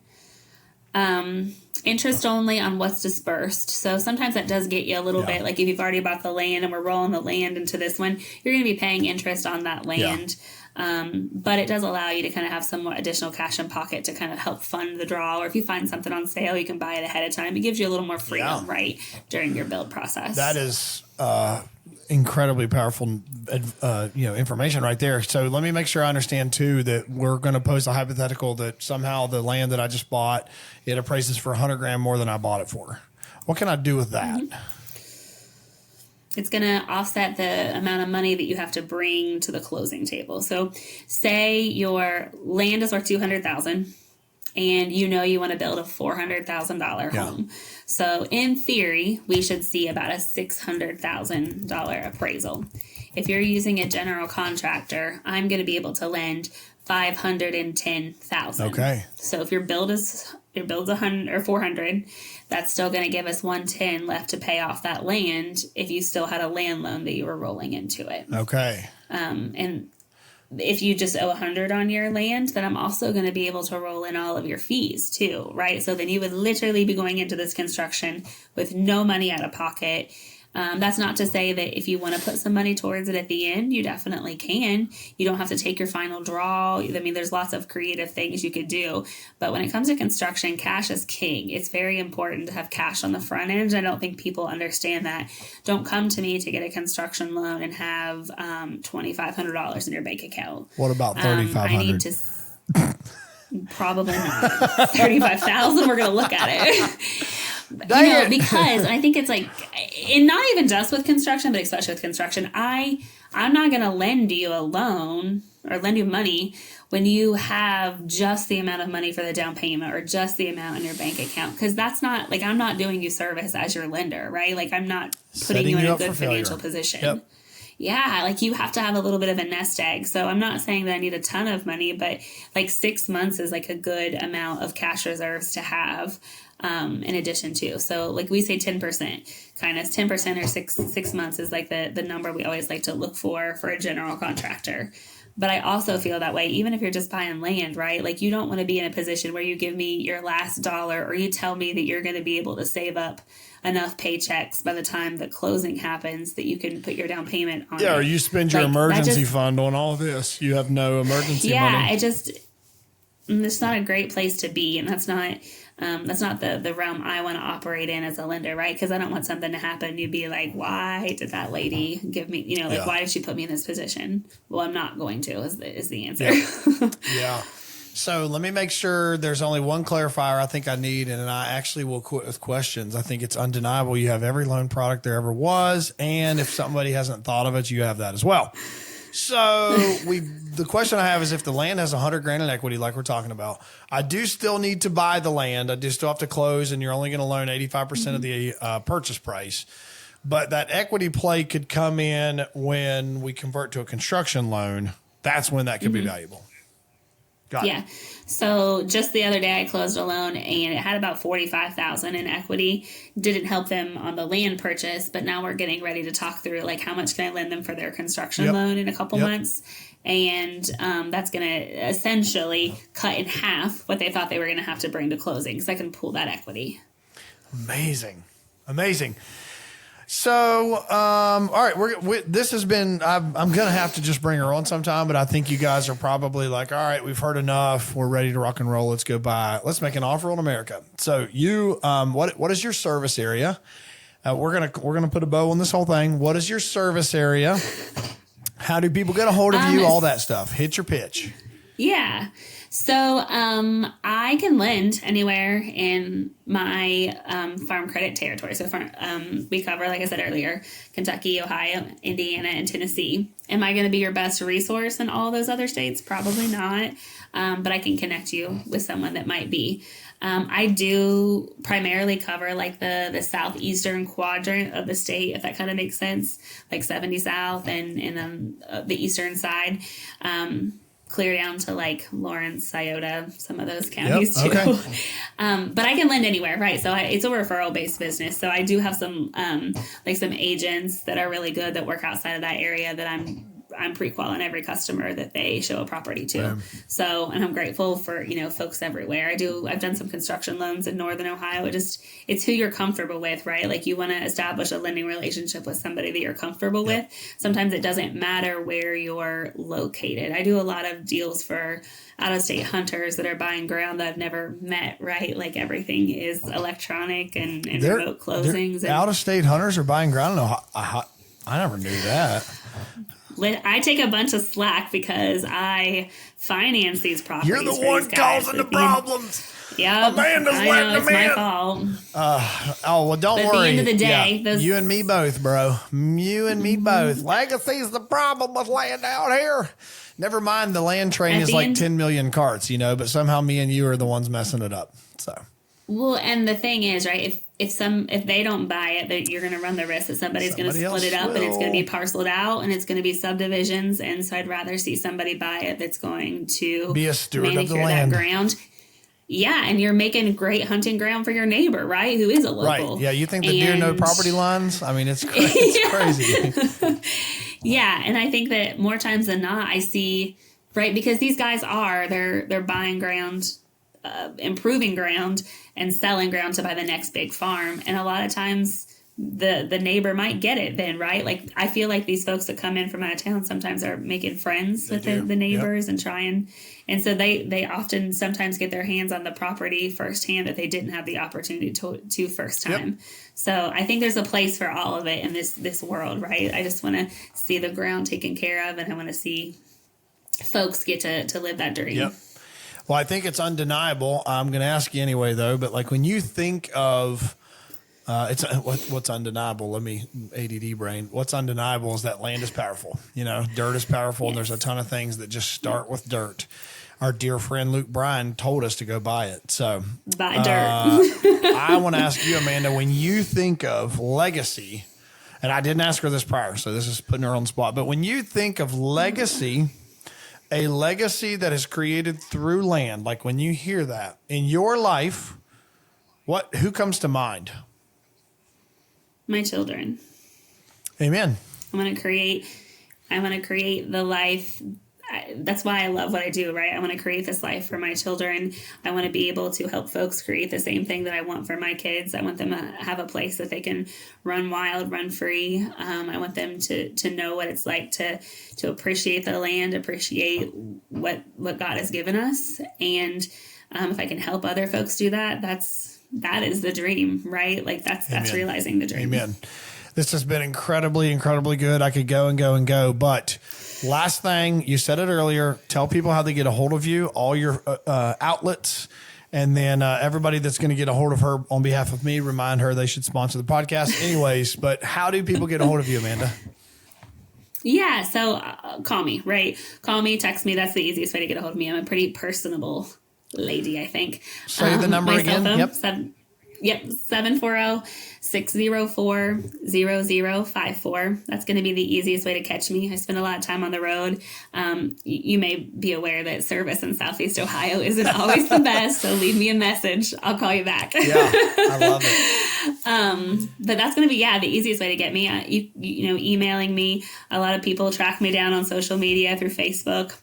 That's fine. Whatever you got to do is perfectly fine. Yep. Hey, if you're a good lender, you're usually approachable from whatever outlet it is, whether it's a napkin at dinner or whatever. But man, this has been good. I'm telling you guys, I honestly mean it. I don't mean this as just hype talk. Go shop for other lending institutions. I mean it. Amanda has nothing to be worried about. You will come back. You will come back to the loan products they have. You will come back to the ecosystem that they've built because it is built to serve land. And there is no one else doing this. I'm telling you, there's no, I trust me, but please do go out. I'm one of those, like I'll listen to someone, but I kind of have to do something myself and just fail at it myself before I'll be like, yeah, it kind of sucked. Go look around, go ask your local bank that you've got checking accounts with. Hey, I'm wanting to buy some land and we want to build a house. And how much of this can you do? And they're going to be like, well, buy your land and get your house built. And once it's all done and you've had the deed for a year and a half, then come back to us. Okay, go try it. You'll never do it. You'll never get it done. They're not going to help you. And these people do. So this has been amazing. Obviously, Amanda, the last thing that you would recommend people do is go to legacyacresland.com, look at our available properties, buy everything that we have, call you, you'll finance it. Yes. Duh. We work very well together. So yeah, that's obviously the dream team. We like to play ball. So yeah, my people recommend her every day. And I think obviously if you listen to this and you have worked with us or had interest in any of our properties, you can see why. We like to work with people that create mutually beneficial relationships. And Amanda's one of those. So thank you so much for being on here. We're going to let you go. Thanks for having me. That's going to do it for this week's episode of Legacy Through Land. You have zero excuse not to be able to buy land now, so remove that one from your arsenal of excuses. You got a player here. Get a hold of her, or I will sue you. See you guys on the next week. Bye. And that's going to wrap up this week's episode. If you're finding value in this content, we'd love to hear from you. It'd mean a lot if you could share with us how this podcast is helping you on your journey and let us know of any topics you'd like us to cover in the future. Be sure to connect with us on all social platforms at Legacy Acres Land Co. and subscribe to stay updated on when new episodes drop. We hope you've enjoyed this week's episode of the Legacy Through Land podcast, and we'll see you next week.